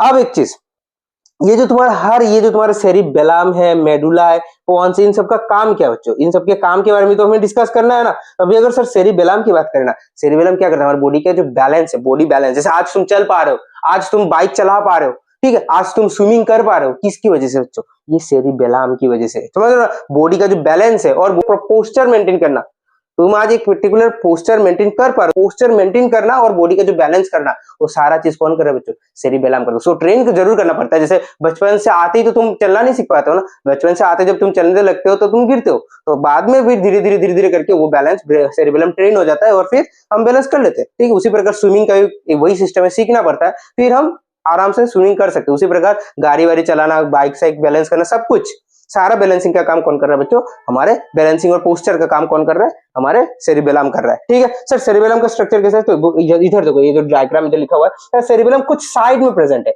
नॉर्मली देखो पॉन्स ऊपर है, पॉन्स के तुरंत नीचे क्या है सर, मेडुला, और मेडुला के साथ ही क्या है तुम्हारा स्पाइनल कॉर्ड। इस पूरे चीज को हम ब्रेन स्टेम कहते हैं। ये जो पॉन्स, मेडुला और स्पाइनल कॉर्ड एक ही साथ जो अरेंजमेंट करता है उसको हम क्या कहते हैं एक साथ बच्चों, इसको हम कहते हैं ब्रेन, इसको हम कहते हैं ब्रेन स्टेम। याद रखना, BRAIN, ब्रेन, और स्टेम STEM। लेकिन सर ये देखो सेरिबेलम, ये सेरिबेलम कुछ अलग ही जगह पे ये सेरिबेलम प्रेजेंट है। ये देखो सेरिबेलम कुछ अलग ही जगह पर प्रेजेंट है, कुछ ट्री जैसा स्ट्रक्चर। इसीलिए देखना सेरिबेलम का स्ट्रक्चर भी कभी कोई क्वेश्चन अगर पूछ लेते हैं तो कैसा स्ट्रक्चर है बच्चों, ये ट्री जैसा शेप है, ट्री शेपेड, ये पेड़ के जैसा शेप होता है इसका, ट्री जैसा इसका शेप है। ठीक है ना बच्चों, कुछ साइड में प्रेजेंट है। अच्छा, अभी अगर मेडुला की फंक्शन हम पढ़ते हैं, सर मेडुला का फंक्शन क्या है, सर मेडुला का फंक्शन है हमारा वही सलाइवेशन जनरेट करना, सलाइवा जनरेट करना, फिर वोमिटिंग का जो उल्टी का जो भाव आता है, वोमिटिंग का सेंसेशन, फिर होता है तुम्हारा ब्रीदिंग रेट, हार्ट रेट, ये सारा चीज ब्लड प्रेशर को रेगुलेट करता है, वो सब कुछ तुम्हारा कौन कर रहा है बच्चों, मेडुला कर रहा है। ठीक है, फिर हमारा जो ये स्वालोइंग, मैंने बोला स्वालोइंग, स्नीजिंग, वोमिटिंग, ठीक है, जो छींक मारते हो तुम, जो छींक मारते हैं ना, वो भी हमारा कौन रेगुलेट कर रहा है, मेडुला रेगुलेट कर रहा है। फिर हमारा जो स्वालोइंग, कुछ भी खाना तुम खा रहे हो तो उसको निगल रहे हो ना, वो निगलने का जो रिफ्लेक्स है, तो वो भी कौन रेगुलेट कर रहा है बच्चों, वो निगलना, वो भी कौन रेगुलेट कर रहा है, हमारा मेडुला रेगुलेट कर रहा है। ठीक है, समझ गए। तो मेडुला क्या क्या कर रहा है, वोमिटिंग, स्नीजिंग, स्वालोइंग, निगलना, ठीक है, और बाकी heart pressure, blood pressure, heart beat, वो सारा ब्रीदिंग रेट, वो सारे चीज भी हमारा मेडुला जो है ना रेगुलेट करता है। चलो नेक्स्ट, अगर हम पॉन्स की बात करें बच्चों, पॉन्स क्या काम करता है सर, पॉन्स जो है ना उसके पास एक इंपॉर्टेंट चीज रहता है जिसको हम कहते हैं न्यूमोटैक्सिक सेंटर। क्या रहता है उसके पास बच्चों, याद रखने, इसके पास क्या रहता है, न्यूमोटैक्सिक सेंटर। ये क्या कर रहा है, वही हमारे ब्रीदिंग रेगुलेशन करता है। ये जो तुम्हारा वो है ना पॉन्स है, ये सेंटर है जहां पे क्या हो रहा है सर, ब्रीदिंग को रेगुलेशन किया जा रहा है। ठीक है, ब्रीदिंग को रेगुलेट किया जा रहा है। अभी अगर हम बात करें सर, ये हमारे स्लीप साइकिल रेगुलेशन को भी थोड़ा बहुत इफेक्ट करता है। ये हमारे फेशियल एक्सप्रेशन को भी रेगुलेट करते हैं, फेशियल, जो हम मुंह से कुछ एक्सप्रेशन वगैरह करते हैं, वो सारा चीज भी पॉन्स द्वारा रेगुलेट होता है। तो मेनली पॉन्स में एक चीज क्वेश्चन आता है और बहुत ज्यादा जरूरी है, तो एक तो है तुम्हारा ब्रेन स्टेम का पार्ट होता है, और साथ ही साथ ये न्यूमोटैक्सिक सेंटर है। Pons sir, pons. अभी हम जाते हैं सर ब्रेन के लोब्स के बारे में। सर ब्रेन के लोब्स, ये जो ब्रेन के लोब्स है ना सर, ये कुछ ब्रेन के प्रोपोर्शन है सेंटर से, मेनली क्या काम करता है सर, वो हमारे मोस्ट याद रख सकते हो आप लोग कि ये तुम्हारे मोस्टली सेरिब्राम का ही रीजन है, ठीक है। सेरिब्राम को हम अलग अलग रीजन्स में, अलग अलग लोब्स में बांट देते हैं, और हर एक लोब्स का अलग अलग क्या हो रहा है बच्चों, फंक्शन हो रहा है, ठीक है। सर ये जो फ्रंटल लोब है इसका काम क्या है सर, फ्रंटल लोब का जो काम है ना, इसका देखो ये थिंकिंग का काम कर रहा है, अटेंशन का काम कर रहा है, लर्निंग, मेमोरी, रीजनिंग, ठीक है। जितने भी कॉग्निटिव तुम्हारा सेरिब्राम वही करता है बच्चों, याद रखना। सेरिब्राम का मेन जो फंक्शन है, सेरिब्राम का फंक्शन हमने पहले डिस्कस नहीं किया था, अभी तो बोल दे रहे आप लोग को। जो सर बच्चों सेरिब्राम का जो मेन फंक्शन वही क्या होता है सर, मेमोरी, थिंकिंग, थॉट, जो कुछ भी तुम्हारा दिमाग रिलेटेड काम है, जो पढ़ाई वढ़ाई करते हो ना, कौन सा पार्ट करता है सर, कौन सा पार्ट सपोर्ट करता है, तुम्हारा सेरिब्राम सपोर्ट करता है, याद रखना बच्चों। कोई भी चीज तुम दिमाग एक बार तुम्हारे दिमाग में चला गया तो बहुत सालों तक ये चीज रहता है दिमाग में, तो मेमोरी का जो पावर है वो भी कौन रेगुलेट कर रहा है बच्चों, सेरिब्राम रेगुलेट कर रहा है। तो थिंकिंग, मेमोरी, लर्निंग, तुम्हारा जो लॉजिकल रीजनिंग वगैरह मैथ्स वैथ्स करते हो ना सारा चीज, वो सब कौन कर रहा है सर, सब तुम्हारे सेरिब्राम फंक्शन कर रहा है, ठीक है। सेरिब्राम, तो ये सेरिब्राम का कौन सा lobe sir, frontal lobe. Next अगर हम पेराइटल लोब की बात करें सर, पेराइटल लोब क्या कर रहा है, पेराइटल लोब काम करता है cutaneous sensation. What is cutaneous sensation बच्चों, क्यूटेनियस सेंसेशन जो है ना, क्यूटेनियस सेंसेशन मतलब टच से जो तुम्हें एक सेंसेशन मिल रहा है, टच से जो कुछ सेंसेशन मिल रहा है उसको हम कहते हैं क्यूटेनियस सेंसेशन। और ये भी कौन रेगुलेट कर रहा है, तुम्हारे पेराइटल लोब रेगुलेट कर रहे हैं। साथ ही साथ ये क्या करते हैं सर बच्चों, विजुअल और ऑडिटरी सिग्नल भी रहते हैं, मतलब विजुअल ऑडिटरी परसेप्शन, मतलब सुन के या फिर देख के तुम्हें क्या समझ आ रहा है, परसीव क्या कर रहे हो तुम चीज को, क्या समझ रहे हो, वो चीज जो है ना वो तुम्हारा ये पेराइटल लोब रेगुलेट करता है। बाकी लैंग्वेज प्रोसेसिंग, आज जो मैं तुम लोगों के साथ बात कर पा रहा हूँ, तुम लोग मेरे साथ बात कर पा रहे हो, वो जो लैंग्वेज इंटरेक्शन, ठीक है, वो सारा चीज भी लैंग्वेज बोलना वगैरह, सीखना वगैरह, वो सारा चीज कौन रेगुलेट कर रहा है बच्चों, तुम्हारा पेराइटल लोब रेगुलेट कर रहा है। क्लियर है इतना तक। चलो नेक्स्ट अगर हम बात करें sir temporal lobe, temporal lobe की बात करें सर, तो वही एक ही और दूसरा एक पर्टिकुलर प्रोपोर्शन है, दूसरा एक साइट है जो कि क्या काम करता है सर, वो भी ऑडिटरी इंफॉर्मेशन को प्रोसेस करने में मदद करता है, ठीक है। किसी प्रकार का इंफॉर्मेशन ऑडिटरी, कान से कोई इंफॉर्मेशन तुम्हें, जैसे तुम लोग अभी जैसे कान से सुन रहे हो ना मेरे बातों को, तो कुछ ना कुछ इंफॉर्मेशन तुम लोग के कान में जा रहा है, वो तुम्हारा दिमाग फिर क्या करेगा, उस चीज को प्रोसेस करेगा, रेगुलेट करेगा, उसको एक संतुलन में लाएगा, ताकि वो चीज इजीली तुम्हारे लिए क्या हो जाए, समझने लायक एक कंपोनेंट बन जाए, ठीक है। तो उसी प्रकार तुम्हारी इंफॉर्मेशन जो सुन के जो इंफॉर्मेशन बच्चे मतलब इंफॉर्मेशन को प्रोसेस करते हैं, ताकि वो अपने अंडरस्टैंडिंग को क्या करे, बढ़ाए, उस चीज को हम क्या कहते हैं बच्चों, ऑडिटरी इंफॉर्मेशन कहते हैं। तो मतलब प्रोसेस करना, प्रोसेसिंग ऑफ ऑडिटरी इंफॉर्मेशन, सुनकर इंफॉर्मेशन को क्या किया जा रहा है, प्रोसेस किया जा रहा है। चलो ability to control our emotions, emotions control करता है, फेसेस, मेमोरी, ठीक है, इमोशंस को रेगुलेट वगैरह करना, एंगर, फिर खुशी, जो कुछ भी अलग अलग प्रकार की इमोशंस है वो भी रेगुलेट करते हैं। और मेमोरी वगैरह, मेमोरी का प्रोपोर्शन मैंने थोड़ी देर पहले क्या कहा था कि भाई सालों सालों तक कुछ चीजें हमारे दिमाग में स्टोर होकर के रहता है, वो हमारा मेमोरी का पावर है, वो भी हमारा कौन करता है भाई, टेम्पोरल लोब करता है। सारा किसका पार्ट चल रहा है सर, सारा ही तुम्हारे सेरिब्राम की अलग अलग सेगमेंट्स है, ठीक है, जो कि अलग अलग फंक्शन करता है। चलो नेक्स्ट अगर हम बात करें सर ओसिपिटल लोब, इसका काम क्या है, तो इसका काम है विजुअल प्रोसेसिंग। जैसे टेम्पोरल लोब क्या कर रहा था, ऑडिटरी प्रोसेसिंग, सुन के किसी चीज को दिमाग में मतलब क्या कर रहा था, खेल रहा था, दिमाग को ये मतलब संतुलन बना रहा था कि ये इन्फॉर्मेशन ऐसा गया तो इसको एक सेटअप में अरेंज करना, उसको प्रोसेस करना, ताकि उसका अंडरस्टैंडिंग क्या हो जाए, बढ़ जाए। सुन के जो अंडरस्टैंडिंग बढ़ाने का काम कर रहा है वो कौन कर रहा है, तुम्हारा टेम्पोरल लोब। और देख के वही चीज को अगर देख के तुम लोग कुछ समझ रहे हो, ठीक है, जैसे अभी तुम लोग पीछे स्लाइड्स देख रहे होगे, तो वो जो स्लाइड्स तुम लोग देख रहे हो, देख करके कुछ ना कुछ तो इंटरप्रेट कर रहे हो ना दिमाग में कि ये शायद ऐसा हो रहा है, वो शायद कुछ डायग्राम देख गया तो डायग्राम के साथ अपने इमेजिनेशन को मैच कर रहे हो, जो कॉन्सेप्ट तुम्हें समझ आया, जो कॉन्सेप्ट तुमने सुना है, पढ़ा है, उसको उस डायग्राम के साथ लिंक कर रहे हो। तो ये सब जो प्रोसेस किया जा रहा है, ये देखने के कारण किया जा रहा है, और वो चीज कौन रेगुलेट करता है बच्चों, तुम्हारा ओसिपिटल लोब, दिमाग का ही एक पार्ट है जिसको हम क्या कहते हैं, ओसिपिटल लोब कहते हैं, वही इसको रेगुलेट करता है। क्लियर है। चलो नेक्स्ट अगर हम आगे बढ़े तो हमारे एक चीज कि वॉलंटरी एक्शन, इससे तो क्वेश्चन बनता ही बनता है, बहुत ही इंपॉर्टेंट क्वेश्चन ये टॉपिक है ये, ठीक है। Voluntary action, involuntary action, reflex action, ये क्या होता है। चलो वॉलंटरी एक्शन नाम से पता चले जो एक्शन आप अपने आप क्या कर सकते हैं, कंट्रोल कर सकते हैं, हमारी इच्छा से वो रेगुलेट होगा, उसको हम क्या कहेंगे बच्चों, वॉलंटरी एक्शन कहेंगे, ठीक है, हमारे इच्छा के अनुसार वो रेगुलेट होगा। नेक्स्ट अगर बात करें सर, ये कौन कंट्रोल करता है, सेरिब्राम, वही बात, सेरिब्राम क्या है, thinking part of the brain है। चलो नेक्स्ट अगर बात करें sir, involve decision making, of course ना, सेरिब्रम क्या करता है, डिसीजन लेता है। सर कुछ एग्जांपल बहुत जरूरी है, याद रखना सर। राइटिंग, सोचो तुम्हारे ऊपर कंट्रोल है ना, writing, walking, reading, playing cricket, playing, ठीक है, सॉल्विंग मैथ्स, डांसिंग, ठीक है, वो भी तो तुम खुद से रेगुलेट कर रहे हो ना। तो वो सारा चीज जो तुम अपने आप रेगुलेट कर पाते हो, वो कौन क्या है सर, वो वॉलंटरी एक्शन है, ठीक है, voluntary action. Involuntary action, control जो नहीं कर पाते, ऐसा एक्शन जो हम खुद से रेगुलेट नहीं कर पाते, वो हमारा क्या हो जाता है सर, इनवॉलंटरी एक्शन। वो ब्रेन का कौन सा पार्ट करता है sir, medulla and other non thinking part of the brain, clear है। नेक्स्ट अगर हम बात करें सर, ये डिसीजन मेकिंग में इन्वॉल्व होगा, कैसे होगा भाई? अगर डिसीजन मेकिंग कर ही रहा है तो ऑटोमेटिकली हमारे खुद के कंट्रोल के अंडर आ गया ना भाई। हाँ, कुछ भी चीज अगर डिसाइड करना हो रहा है तो वो हम डिसीजन ले रहे हैं ना भाई, वो हमारे मतलब खुद के वॉलंटरी एक्शन में आ रहा है, हम अपनी इच्छा से वो चीज को कर पा रहे हैं। तो ये तो हमारी इच्छा के अनुसार नहीं चलता है, तो ऑटोमेटिकली डिसीजन मेकिंग इधर इन्वॉल्व नहीं होता है। और एक चीज सर, इधर क्या क्या ऐसे इन्वॉलंटरी फंक्शन जो हमारे दिमाग में मतलब हमारे बॉडी में होता जरूर है, हमारा दिमाग करता जरूर है, लेकिन हमें समझ नहीं आता है, हमारा कोई कंट्रोल नहीं होता है हमारा इसमें। तो एक है तुम्हारा हार्ट बीट, पता है हमारा कोई इधर कंट्रोल नहीं है। डाइजेशन ऑफ फूड, हमारा कोई कंट्रोल नहीं है। ब्रीदिंग, फिर पेरिस्टेटिस इन द एलिमेंट्री, खाना तुम खाते हो तो तुम्हारा जो ये इसोवेगस ये कुछ ऐसे ऐसे करके मूवमेंट करता है, फिर तुम्हारे पेट में जाता है, पेट भी मूवमेंट करता है, स्मॉल इंटेस्टाइन भी मूवमेंट करता है, सारा जो पूरा डाइजेस्टिव सिस्टम का मूवमेंट चल रहा है उसको हम क्या कह रहे हैं, पेरिस्टेसिस कह रहे हैं। तो वो चीज भी हमारे कंट्रोल में नहीं है बच्चों। हमें समझ है, जैसे खाना हम निगलते हैं, स्वालो करते हैं, तो मेडुला की वजह से स्वालोइंग हो जाता है, लेकिन मेडुला भी तो अपना एक कंट्रोल में नहीं, तो स्वालिंग कर लिया, करने के बाद सर वो जो मूवमेंट वगैरह चलता है दिमाग मतलब हमारे ये तुम्हारे इसोफेगस में पूरे डाइजेस्टिव सिस्टम में, हमें समझ नहीं आता है। हमारा मतलब दिमाग तो ये चीज कर रहा है लेकिन हमें समझ नहीं आ रहा है, क्योंकि ये हमारे थिंकिंग मैकेनिज्म में नहीं इन्वॉल्व हो रहा है ना। चलो नेक्स्ट, रिफ्लेक्स एक्शन। तो रिफ्लेक्स एक्शन क्या बच्चों याद रखना, तो रिफ्लेक्स एक्शन है ना, रिफ्लेक्स एक्शन भी वैसा ही कुछ एक्शन है जो हमारे कंट्रोल पे तो नहीं चलता। हमारे अकॉर्डिंग रिफ्लेक्स एक्शन मतलब नहीं होता है, वो भी इनवॉलंटरी एक्शन है, लेकिन सर ये एक ऐसा इनवॉलंटरी एक्शन है जो सडनली हो जाता है। सडन, जैसे ये डाइजेशन हो रहा है या फिर तुम कहते हो तुम्हारा जो पेरिस्टेसिस वगैरह हो रहा है, हार्ट बीट हो रहा है, सडनली नहीं हो रहा है, वो एक ग्रेजुअल फिनोमेनन होता जा रहा है वो चीज, लेकिन वो सडनली हो जाता है। इमरजेंसी सिग्नल्स, इमरजेंसी स्टिमुलस की वजह से जो सडन एक्शन हो जाता है ना, जो कि हमारे कंट्रोल में तो नहीं है लेकिन सडनली हो जा रहा है, हमें वो चीज समझ आते आते वो इवेंट घट के कंप्लीट हो जाता है। ऐसे कुछ प्रकार के एक्शन को हम क्या कहते हैं, रिफ्लेक्स एक्शन कहते हैं, जो कि कौन रेगुलेट करता है बच्चों, याद रखना, डायरेक्टली स्पाइनल कॉर्ड ही रेगुलेट करते हैं। ब्रेन के इधर डायरेक्ट इन्वॉल्वमेंट होता ही नहीं है। पहले दो में तो ब्रेन का इन्वॉल्वमेंट था, एक में सेरिब्रम का था, थिंकिंग पार्ट का था, दूसरे में नॉन थिंकिंग पार्ट का था, लेकिन भाई इसमें ब्रेन का डायरेक्ट इन्वॉल्वमेंट होता ही नहीं। सिग्नल स्पाइनल कॉर्ड तक आता है और स्पाइनल कॉर्ड ही जो है ना वही मैसेज को डिकोड करके एक्शन करवा देता है। बाद में एक बार वो चीज हो गया, मतलब तुम्हारा एक्शन कंप्लीट हो गया, उसके बाद ये दिमाग में इंफॉर्मेशन जाता है, डिसीजन मेकिंग में इन्वॉल्व नहीं है। इसके एग्जांपल बहुत इंपॉर्टेंट है, नी जर्क मैकेनिज्म।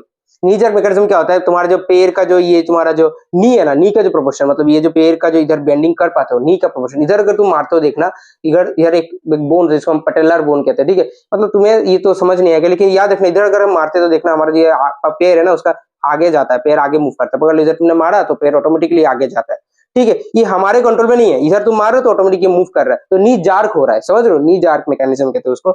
नेक्स्ट, अगर हम ब्लिंकिंग ऑफ आइज, सडनली आंखों में कुछ धूल चला गया, कुछ भी हो गया, फिर तुम्हारे आंखों के सामने किसी ने ऐसा कर दिया तो आंख ऑटोमेटिक बंद हो जाता है ना, ये आईलिड्स ऑटोमेटिक बंद हो जाते हैं, हमारे कंट्रोल में नहीं है, ये चीज ऑटोमेटिक होता है। तुम्हारे सामने किसी ने हाथ करके ऐसा कर दिया या फिर तुम्हें किसी सामने से किसी ने डरा दिया तो ऑटोमेटिकली देखना तुम्हारा आंखें बंद हो जाती है, ये ब्लिंकिंग ऑफ आई ऑटोमेटिक होता है, सडन होता है। स्नीजिंग, वो भी स्नीजिंग, छींक आया तो ऑटोमेटिक तुम छींक कर मतलब छींक मार दोगे ना, वो तुम्हारे मतलब कंट्रोल पे तो नहीं है, ऑटोमेटिक तुम मार दोगे स्नीजिंग, ठीक है। तो वही है ये पूरा एक्शन, इनके एग्जांपल्स बहुत अच्छे से तुम्हें याद रहना चाहिए, कौन सा इवेंट जो है ना वो किस पर्टिकुलर एक्शन के अंदर जा रहा है, एग्जांपल से ज्यादा क्वेश्चन बनते इस टॉपिक से, समझ लो। चलो नेक्स्ट, मेनिंजेस। अभी सर ब्रेन के मेनिंजेस क्या, what do you understand by meninges? Sir अभी थोड़ी देर पहले हमने ब्रेन को डिस्कस किया था। ब्रेन क्या है सर, एक टिश्यू है, सॉफ्ट एक टिश्यू है जो कि हमारे पूरे बॉडी को कंट्रोल कर रहा है। तो ऑटोमेटिकली वो एक चीज है कि भाई ये पूरे बॉडी को अगर कंट्रोल कर रहा है तो उसको तो प्रोटेक्शन सबसे पहले देना होगा ना, नहीं तो पूरा बॉडी खत्म हो जाएगा। अगर ये डैमेज हो गया तो पूरा बॉडी डैमेज हो जाएगा। तो इसीलिए सर हमारा जो ब्रेन एक प्रॉपर एक हड्डियों के ढांचे के अंदर सोफिस्टिकेटेड मैनर में प्रोटेक्टेड है, बहुत अच्छे से प्रोटेक्टेड है, समझ लो बच्चों। वो जो हड्डियों का ढांचा उसको हम क्या कहते हैं, क्रेनियम कहते हैं। क्या कहते हैं, क्रेनियम।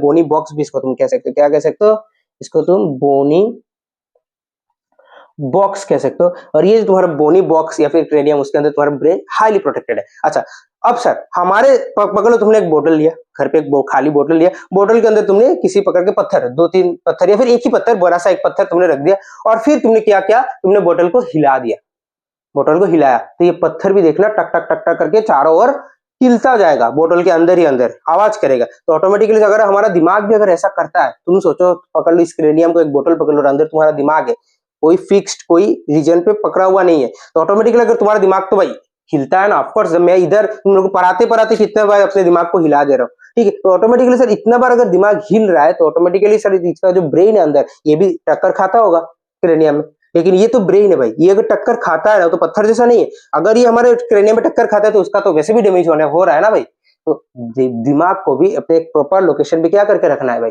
स्टोर करके रखना है, फिक्स करके रखना है ताकि वो हिले ना। तो अब ये मेनिंजेस का काम है, मेनिंजेस यही काम करते हैं, तो दिमाग को एक प्रॉपर लोकेशन में पकड़ के रखते हैं, ठीक है, दिमाग को फिक्स पकड़ के रखते हैं ताकि दिमाग क्या ना हो, ताकि दिमाग किसी भी प्रकार के मूवमेंट से या फिर मैकेनिकल शॉक, अगर तुम्हें गिर गए तो मैकेनिकल शॉक लग गया तो शॉक से ताकि दिमाग क्या ना हो, बच्चों ब्रेन क्या ना हो, अफेक्टेड ना हो, ठीक है। तो मेनिंजेस क्या करते हैं, इसके दिमाग को एक प्रॉपर जगह पे पकड़ के रखते हैं with in the cranium, cranium के अंदर। चलो अभी इसके बारे में डिस्कशन कर लेते थोड़ा बहुत। तो ये जो है ना, ये जो तुम्हारा ये तुम्हारा मेनिंजेस है, ये मेनिंजेस सर, मेनिंजेस कितने हैं सर, मेनिंजेस टोटल 3 प्रकार के, ड्यूरामेटर, एराक्नॉइड और pia mater. Dura mater, arachnoid, pia mater. Sir ये क्या है, देखो अभी थोड़ा एक डायग्राम इधर देखो। सबसे पहले देखो ये जो तुम्हारा ये ना, ये जो तुम्हारा पकड़ लो, मैंने ये बना दिया, तुम लोग साइड में पकड़ लो, ये तुम्हारा क्या है, क्रेनियम है, हड्डी, हड्डियों का ढांचा, जो मैंने बाहर बोला तुम लोग को, ये हड्डियों का ढांचा है, ये तुम्हारा क्या है, क्रेनियम है। और पकड़ लो ये जो अंदर मैंने बना दिया, ये जो अंदर मैंने बनाया, पकड़ लो ये हमारा ब्रेन है, ये जो मैंने बनाया पकड़ लो ये हमारा क्या है, ब्रेन है, ठीक है, समझ आ रहा है। तो ये हमारा क्रेनियम, ये हमारा ब्रेन है। चलो नेक्स्ट अगर हम बात करें सर, ये जो तुम्हारा ब्रेन है, इस ब्रेन के पतला सा एक लेयर होता है, ये किसी दूसरे रंग से बनाना है, ये ब्रेन के ऊपर क्या है सर, एक पतला सा एक लेयर होता है, किसका लेयर, ब्लड वेसल्स के, कुछ एक पतला सा ब्लड वेसल्स का लेयर होता है, जिसको अपन क्या कहते हैं सर, जिसको हम कहते हैं पाया मैटर, में पीएम लिख रहा हूँ, पाया मैटर, ठीक है। अब सर इस पर्टिकुलर जो तुम्हारा ये ऊपर मैंने हड्डियों का ढांचा बनाया ना, इधर क्या प्रेजेंट है, इधर भी सर कुछ ब्लड वेसल्स के थिक लेयर प्रेजेंट है, क्या प्रेजेंट है, thick layer of blood vessel, उसमें तो थिन था, पतला था, और इसमें thick layer of blood vessels होता है, जिसको हम क्या कहते हैं, इसको हम कहते हैं ड्यूरामेटर, में इसको डीएम लिख रहा हूं, ठीक है। अब सर ये जो पायामेटर है ना, और जो तुम्हारा क्या है इधर ड्यूरामेटर है, इन दोनों के बीच एक स्ट्रक्चर प्रेजेंट होता है, जिन जो इन दोनों को कनेक्ट करके रखता है, किन दोनों को सर, ड्यूरामेटर और पायामेटर को कनेक्ट करके रखता है। तो ऑटोमेटिकली सर ब्रेन को क्रेनियम के साथ ही कनेक्ट करके रख रहा है ना, तो ऑटोमेटिकली सर ये जो पीले रंग का स्ट्रक्चर मैंने बनाया, ये क्या है, ये हमारा एराक्नॉइड है, एसी लिख रहा हूं मैं, एराक्नॉइड है, समझ गए। अब सर ये एराक्नॉइड के बीच, ये मतलब ये दोनों के बीच, क्योंकि ये ड्यूरामेटर तो इसके साथ कनेक्टेड है, किसके साथ, क्रेनियम के साथ कनेक्टेड है, और ब्रेन के साथ क्या कनेक्टेड है, पायामेटर कनेक्टेड है, और बीच में कुछ फ्लूइड्स प्रेजेंट है, क्या प्रेजेंट है, कुछ फ्लूइड्स प्रेजेंट है, मतलब एराक्नॉइड मतलब ये दोनों ब्रेन, ये तो तुम्हारा ब्रेन है और ये तुम्हारा क्रेनियम है, क्रेनियम और ब्रेन के बीच सर एक क्या है, कुछ फ्लूइड्स प्रेजेंट है। इन फ्लूइड्स को हम क्या कहते हैं बच्चों, क्वेश्चन आता है, इस फ्लूइड को हम क्या कहते हैं, इसको हम कहते हैं cerebrospinal fluid, CEREBRO, cerebrospinal, SPINAL, cerebrospinal fluid, clear है ना।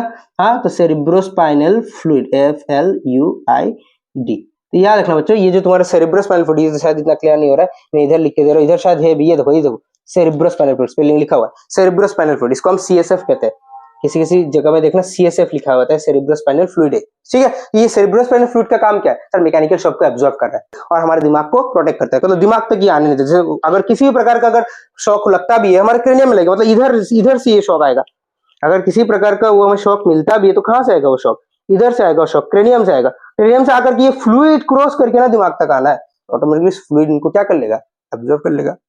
समझ पा रहे हो ना, समझ पा रहे हो ना। चलो आगे बढ़ते हैं।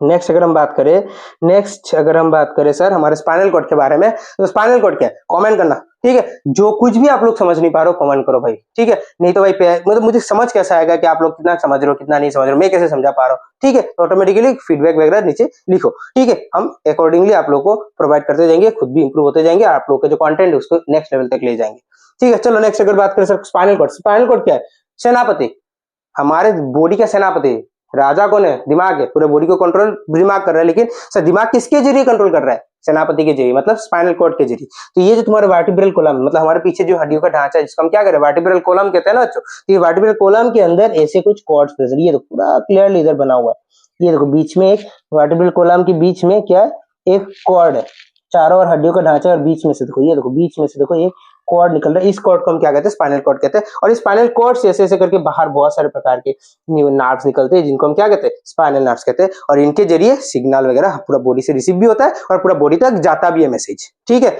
चलो स्पाइनल कॉर्ड का हुआ बात। नेक्स्ट अगर हम स्पाइनल, अच्छा याद रखना स्पाइनल कॉर्ड भी वही दिमाग जैसे तुम्हारा ब्रेन, ये तो ये जो तुम्हारा क्रेनियम के अंदर प्रोटेक्टेड है, उसी प्रकार स्पाइनल कॉर्ड भी वर्टिब्रल कॉलम, वो भी एक हड्डियों का ढांचा है, उसके अंदर प्रोटेक्टेड है, ठीक है। चलो नेक्स्ट अगर हम बात करें हड्डी, ये वर्टिब्रे जो है ना, वर्टिब्रल कॉलम में एक एक इंडिविजुअल बोन को वर्टिब्रे कहते हैं, ये भी तुम्हें पता होना चाहिए। ये जो पूरा वर्टिब्रल कॉलम है ना, इसमें देखो एक एक छोटे छोटे बोन्स है, ये हर एक इंडिविजुअल बोन्स को हम क्या कहते हैं, वर्टिब्रे कहते हैं, वर्टिब्रा इंडिविजुअल है वर्टिब्रा कहो या फिर वर्टिब्रे कहो, एक साथ प्लूरल शब्द, ठीक है, वर्टिब्रे।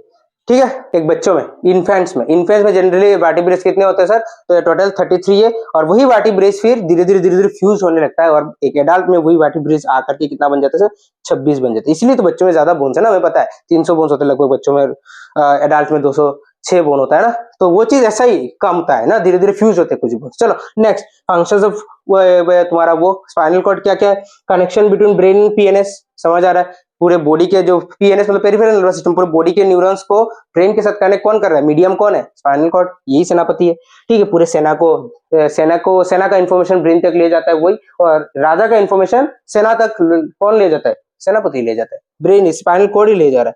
ठीक है, चलो ये सपोर्ट करता है, पूरे बॉडी के पोस्चर को मेंटेन करता है। ठीक है, कोऑर्डिनेट्स रिफ्लेक्सेस, थोड़ी देर पहले मैंने बताया था, रिफ्लेक्स एक्शन मतलब जो इमरजेंसी एक्शन है वो स्पाइनल कॉर्ड ही रेगुलेट करता है। फिर तुम्हारा फैसिलिटेट्स फ्लेक्सिबल मूवमेंट, ठीक है, मूवमेंट्स वगैरह को मदद करता है, और communication between brain to the whole part of the body, ये भी अभी बताया। पूरे राजा को सेना के साथ कम्युनिकेट इसके जरिए किया जाता है ना, तो ऑटोमेटिकली सर ये राजा दिमाग जो पूरे बॉडी के साथ कम्युनिकेट कर रहा है, किसके जरिए? स्पाइनल कॉर्ड के जरिए। सिग्नल स्पाइनल कॉर्ड से होकर के, दिमाग का सिग्नल ही, ब्रेन का सिग्नल स्पाइनल कॉर्ड से होकर के पूरे बॉडी तक जाता है, उसी प्रकार पूरे बॉडी का सिग्नल स्पाइनल कॉर्ड से ही होकर के दिमाग तक जाता है, मतलब आता है, समझ रहे हो? तो वही जो पूरा मैकेनिज्म है, यही जो पूरा मैकेनिज्म वो करता है स्पाइनल कॉर्ड। चलो अब हम जाते हैं हमारा एक नया सिस्टम जो कि एंडोक्राइन सिस्टम, और जिसको हम कहते हैं हार्मोनल सिस्टम इन एनिमल्स। समझ रहे हो? अब सर ये हार्मोनल सिस्टम या फिर एंडोक्राइन सिस्टम को रेगुलेट कौन करता है? कनेक्ट कौन करता है? मतलब नर्वस सिस्टम के साथ हार्मोनल सिस्टम को रेगुलेट कौन करता है या फिर कनेक्ट? मेनली तो रेगुलेट दिमाग कर रहा है ना, मैंने बताया था। हमारे पूरे सिस्टम, बॉडी के हर एक सिस्टम को रेगुलेट कौन करता है? रेगुलेट कौन करता है? वो दिमाग करता है। तो दिमाग के साथ उसका लिंक भी तो होना चाहिए ना, कनेक्ट भी तो करना चाहिए। सर हाइपोथैलेमस करता है, थोड़ी देर पहले हमने बताया था। हाइपोथैलेमस क्या करता है? दिमाग के साथ पूरे हार्मोन सिस्टम को कनेक्ट करता है। दिमाग के साथ कर रहे हैं माने नर्वस सिस्टम के साथ कर रहे हैं, तो नर्वस सिस्टम को एंडोक्राइन सिस्टम के साथ कनेक्ट करने का काम कौन कर रहा है भाई? हाइपोथैलेमस कर रहा है। चलो ये तुम्हारा एंडोक्राइन सिस्टम है, ENDOCRIN, एंडोक्राइन सिस्टम। ये जो तुम्हारे एंडोक्राइन सिस्टम मतलब hormonal system of the body, endocrine system कौन बनाता है सर? एंडोक्राइन ग्लैंड्स बनाते हैं। कौन बनाते हैं? Endocrine glands. तो ये जो एंडोक्राइन ग्लैंड्स है ना, ये एंडोक्राइन ग्लैंड्स क्या है सर? एंडोक्राइन ग्लैंड्स होते हैं डक्टलेस, ये भी एक याद तुम्हें रखना है। कैसे ग्लैंड है ये सर डक्टलेस ग्लैंड है, मतलब इनके पास कोई डक्ट नहीं है। इनके पास क्या नहीं है? इनके पास कोई डक्ट नहीं है, कोई ट्यूब्स नहीं है, और इसीलिए ये अपने सिक्रीशन डायरेक्ट कहाँ छोड़ते हैं सर? खून में छोड़ते हैं। डायरेक्ट अपने सिक्रीशन कहाँ छोड़ते हैं? खून में, ब्लड में छोड़ते हैं। ठीक है, डायरेक्ट सिक्रीशन ब्लड में छोड़ रहे हैं, तो ऑटोमेटिकली क्या सिक्रीट करते हैं सर? हार्मोन्स को सिक्रीट करते हैं। याद रखना, एंडोक्राइन सिस्टम में क्या सिक्रीट किया जाता है, क्या रिलीज करवाया जाता है सर? हार्मोन्स को रिलीज करवाया जाता है। कहाँ करवाया जाता है? डायरेक्टली ब्लड में करवाया जाता है। कौन करता है सर? हमारे एंडोक्राइन ग्लैंड्स करते हैं। बिना इसके पास कोई डक्ट नहीं होता, इसलिए वो डायरेक्ट रिलीज कहाँ करते हैं? खून में करते हैं। फिर खून उन सिक्रीशंस को मतलब हार्मोन्स को सारी जगह पर ट्रेवल करवाता है, लेकर के जाता है। समझ रहे हो ना? ये एक चीज हुआ। नेक्स्ट अगर हम बात करें sir endocrine gland human being में कहाँ क्या है, वो हम बात करेंगे। पीनियल ग्लैंड, ये सब इनका लोकेशन देख लो। देखो पीनियल ग्लैंड कहाँ प्रेजेंट है? इधर। ठीक है, तुम्हारा थायराइड ग्लैंड कहाँ प्रेजेंट है? इधर। फिर अगर हम बात करें थाइमस, इधर जस्ट चेस्ट के नीचे, ठीक है, चेस्ट बोन के जस्ट नीचे। नेक्स्ट ये पैनक्रियास, ठीक है, ये हमारे गोनेड्स टेस्टिस, ये किडनी के ऊपर हमारे क्या है? ये तुम्हारा एड्रिनल ग्लैंड। तो ये सारा चीजें फीमेल का वही हिसाब किताब है, बस थोड़ा तुम्हारा इस फीमेल के जो ओवरी है, ये तो ओवरी थोड़ा अलग है, उनका गोनेड्स ओवरी होता है, हमारे गोनेड्स टेस्टिस है। चलो नेक्स्ट हर एक ग्लैंड्स के बारे में बात करते हैं। सबसे पहले sir hypothalamus, master of master gland. Hypothalamus को क्या कहते हैं? Master of master gland. Master gland का भी मास्टर, तो बॉडी का मास्टर ग्लैंड कौन है sir? Pituitary gland. Pituitary gland को कंट्रोल कौन करता है? हमारा हाइपोथैलेमस करता है बच्चों। और हाइपोथैलेमस पिट्यूटरी ग्लैंड को सिग्नल देता है ताकि वो बाकी बॉडी के हर एक दूसरे ग्लैंड्स को क्या कर सके, दूसरे एंडोक्राइन ग्लैंड को क्या कर सके, रेगुलेट कर सके। तो हाइपोथैलेमस दो प्रकार के हार्मोन्स को रिलीज करते हैं। एक तो उनका रिलीजिंग हार्मोन, एक होता है तुम्हारा इनहिबिटरी हार्मोन। रिलीजिंग हार्मोन क्या करता है? वो पिट्यूटरी को ट्रिगर करता है ताकि वो किसी दूसरे हार्मोन को ट्रिगर करे, कुछ रिलीज करवाए, कुछ हार्मोन्स को रिलीज करवाने का सिग्नल दे। और इनहिबिटरी हार्मोन क्या करता है सर? वो पिट्यूटरी को ट्रिगर करता है ताकि वो किसी दूसरे हार्मोन के दूसरे ग्लैंड्स के हार्मोन्स के जो रिलीज हो रहा है ना, उसको क्या कर सके, रोक सके। मतलब पिट्यूटरी ग्लैंड को ट्रिगर करता है ताकि वो किसी हार्मोन्स के रिलीज को रोक सके। और वही जो रिलीजिंग हार्मोन होता है वो क्या करता है सर? पिट्यूटरी ग्लैंड को ट्रिगर करता है कि हार्मोन्स को सिक्रीशन कर सके, किसी भी हार्मोन्स के सिक्रीशन को कर सके। समझ रहे हो? नेक्स्ट पिट्यूटरी ग्लैंड की बात करते हैं। तो पिट्यूटरी ग्लैंड क्या है? वो होता है सर हमारा master gland, master gland of the body. तो कैसे, वो मैंने बता दिया, बॉडी के हर एक एंडोक्राइन ग्लैंड्स को रेगुलेट पिट्यूटरी ग्लैंड ही करता है, तो ऑटोमेटिकली ये मास्टर हो गया। बाकी हर एक एंडोक्राइन ग्लैंड्स को रेगुलेट वही करता है। ठीक है, तो इसका एक स्पेसिफिक हार्मोन जो हमारे बुक में लिखा हुआ है, ये ग्रोथ हार्मोन, मतलब पिट्यूटरी ग्लैंड का सोल हार्मोन, ये ग्रोथ हार्मोन जो है ना वो किसी दूसरे तुम्हारे जो है ना एंडोक्राइन ग्लैंड्स को जाकर के ट्रिगर नहीं करता है, वो पिट्यूटरी ग्लैंड का अपना खुद का हार्मोन है।